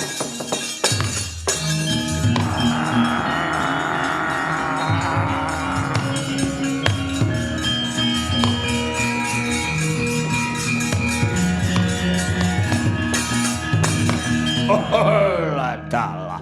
Wah, trembelane wah. Kowe to sing jeneng ciptaning Gyapurmu kuwi. Ya dasar kepara nyata. Kowe mateni Mamang Murka. Ora mung Mamang Murka nek uga Mamang Dana. Aku serayaning dewa. Ayo boyongen Supraba. Peken Supraba. Wah. Lah wong dewa wae karo patihku kala jemret Gyapurmu. Ayo rangkepa 1000. Iki Prabu Niwata.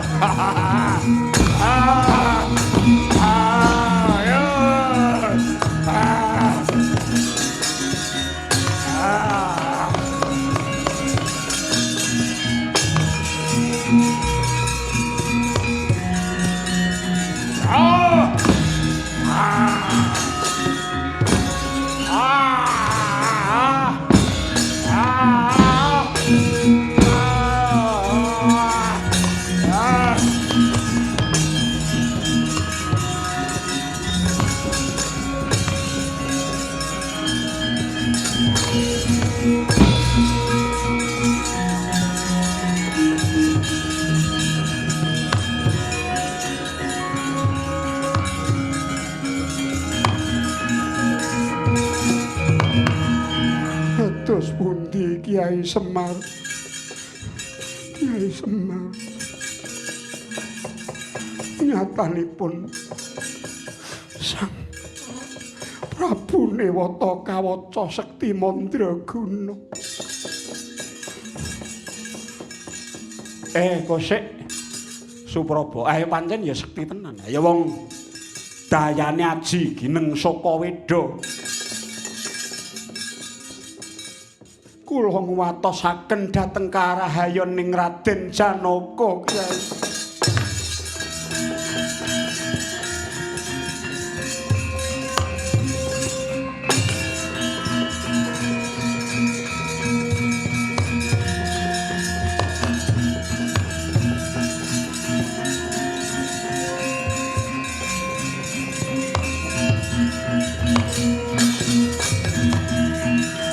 Raden kados pundi lelampan menika?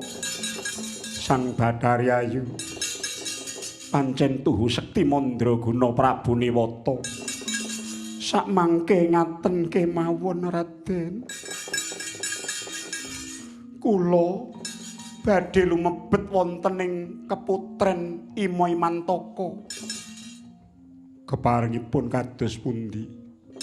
Kula badhe manggihi adi kula Prabasini kaliyan irim-irim.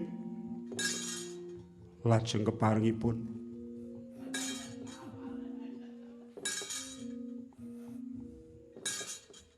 kula badhe manggihi Prabu Niwata kawaca.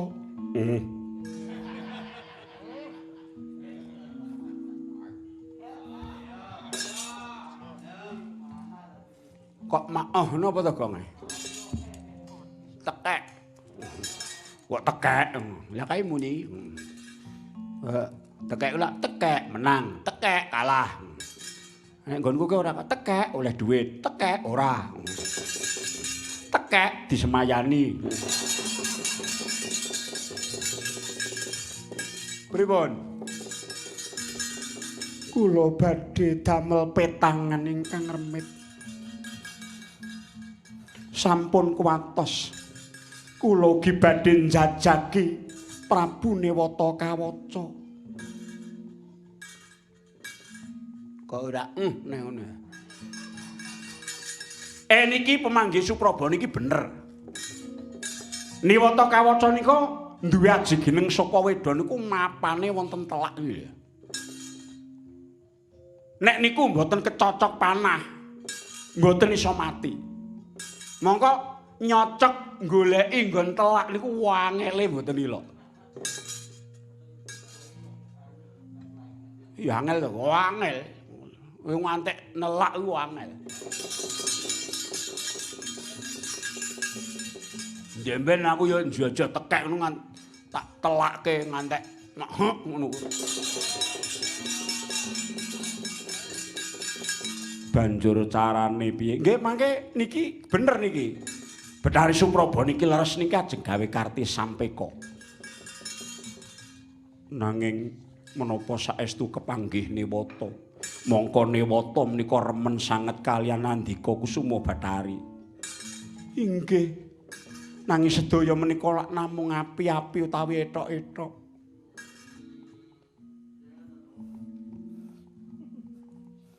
Menawi ngaten kula pasangi haji-haji rumiyin. Haji-haji menapa? Kita apa to? Lembu sekilan. Kena kita ndemok kecekewel ning jane ora. Oh ngono. Dadi kok kita ora kecekewel. Inggih moto.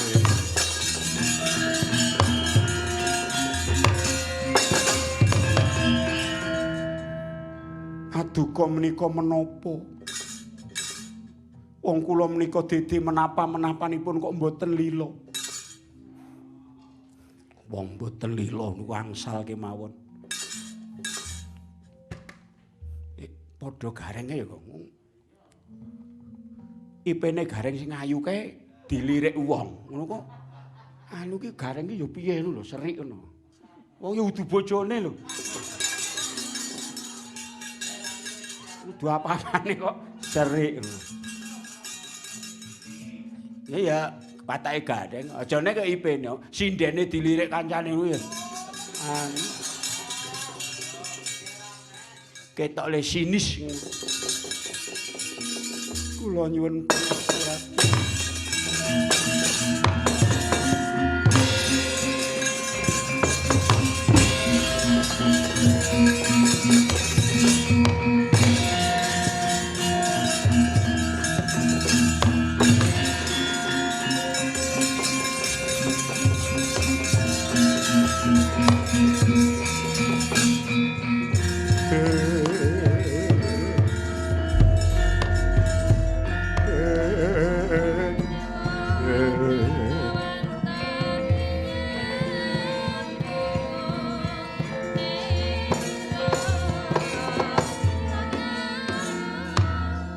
Sanget boten nginten Kakang Mbok Supraba kepareng rawuh wonten ing Imantaka.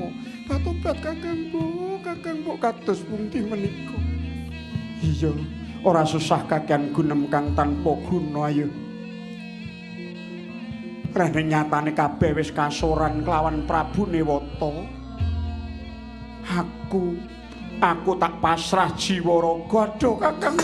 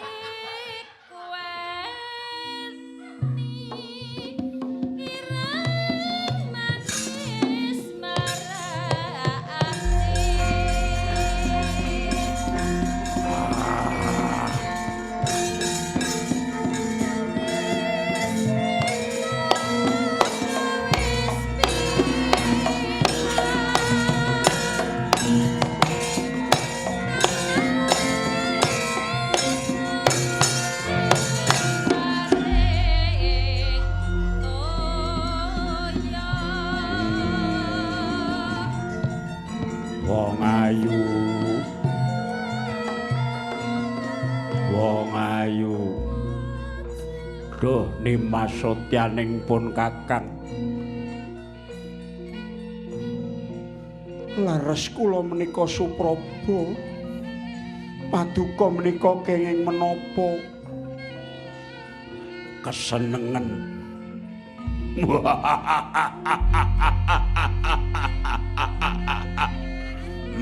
Wit ning piludya kuning kang pengawak Anggana Sari.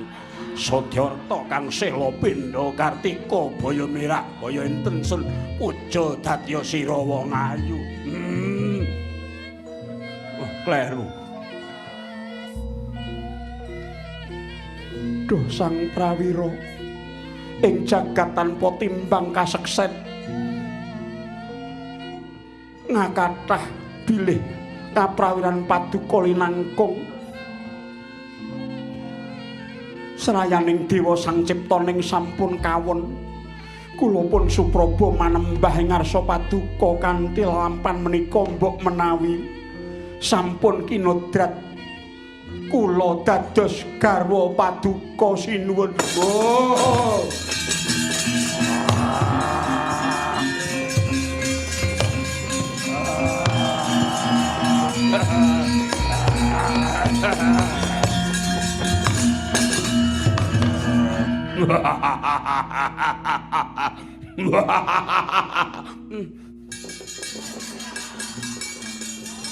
Kowe ngopo kok noleh? Mboten menapa-menapa. Wonten sulak pepadang saking tutuk paduka. Iki sing maringi Bathara Guru dhewe. Kasekten sing edapi-edapi diparingke ngaku mergo wis tak tuku nganggo tapa pirang-pirang taun. Malah dewa dhewe saiki bingung.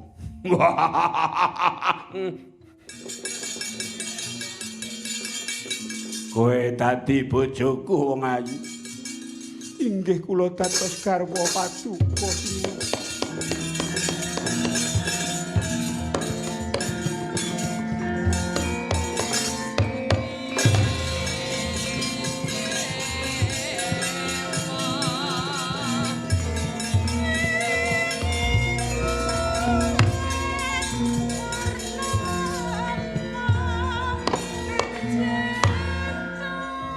Enten apa? Dimek-mek kaya. Ha wong wau pun aji lembu sekilan mboten kenging. Lah nek wis ngabar mboten ngabar napa? Pun mriko nika terus ajeng janggrungan ajeng gandrungan. Iya. Napa mlih niku? Wong pancen wong ayu kuning. Iya.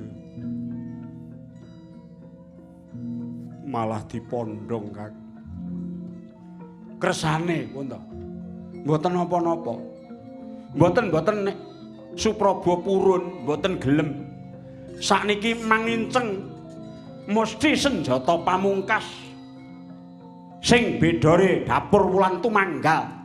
Manginceng telake niwata.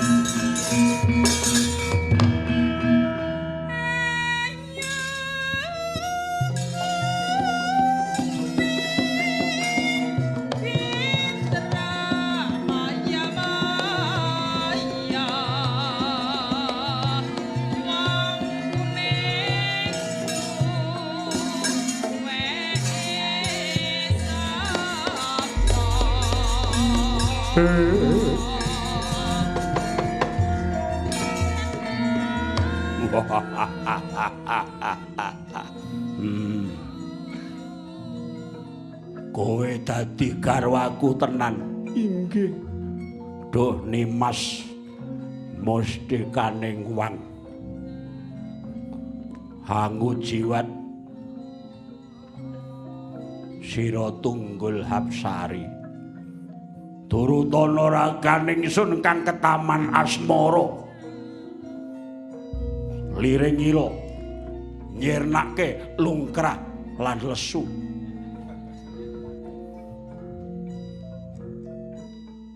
Ngilangke rasa kang samar. Tresnaku Nduluyati.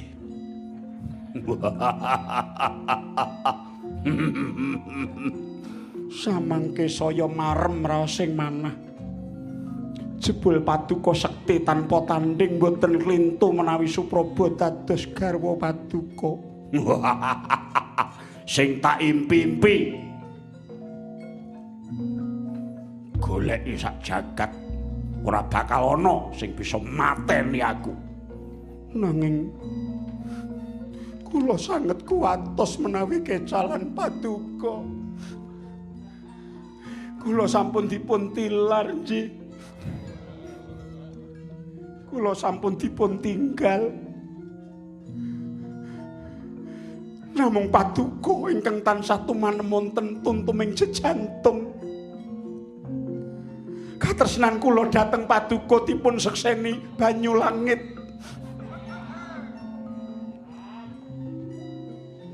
Sandranipun kula mapan wonten mriki kados podhang kuning kang mencok ing ngepang. Mboten badhe ngliya. Iya.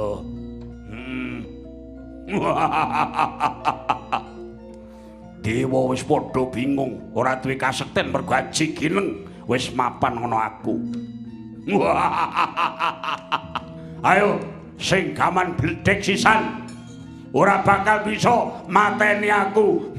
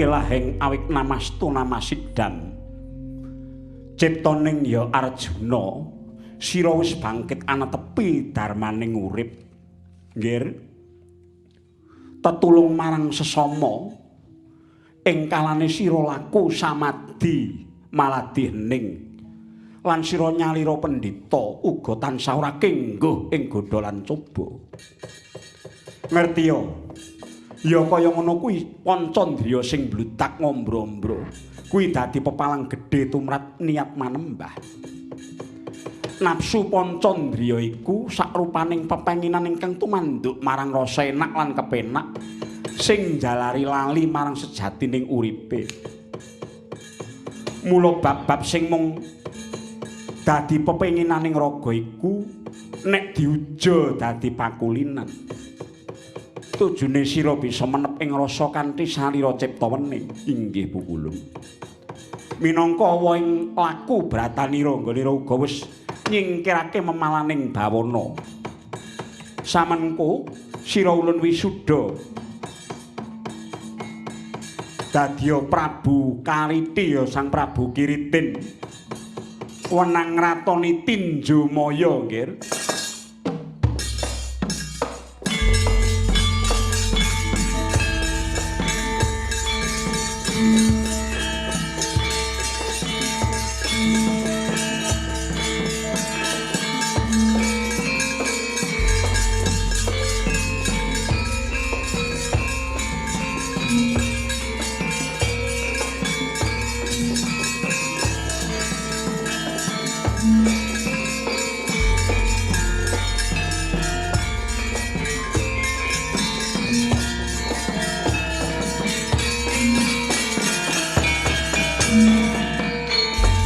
ngaturaken genging panuwun pukulun Kakang Semar apa Bathara Guru kowe nyeksenana wae ya iya ciptaning kula wonten dawuh sira wenang garwa widodari sekethi kurang siji klebu Sisupraba ulun paringake marang jeneng sira ngaturaken panuwun pukulun kejaba saka iku sejatine kabeh lelakoning titah mau mung bisa disurasa lan ditimbang-timbang ana jagating kapribaden tegese bisa ngilangi angkara lamun ta jiwane ciptaning lan menep rasane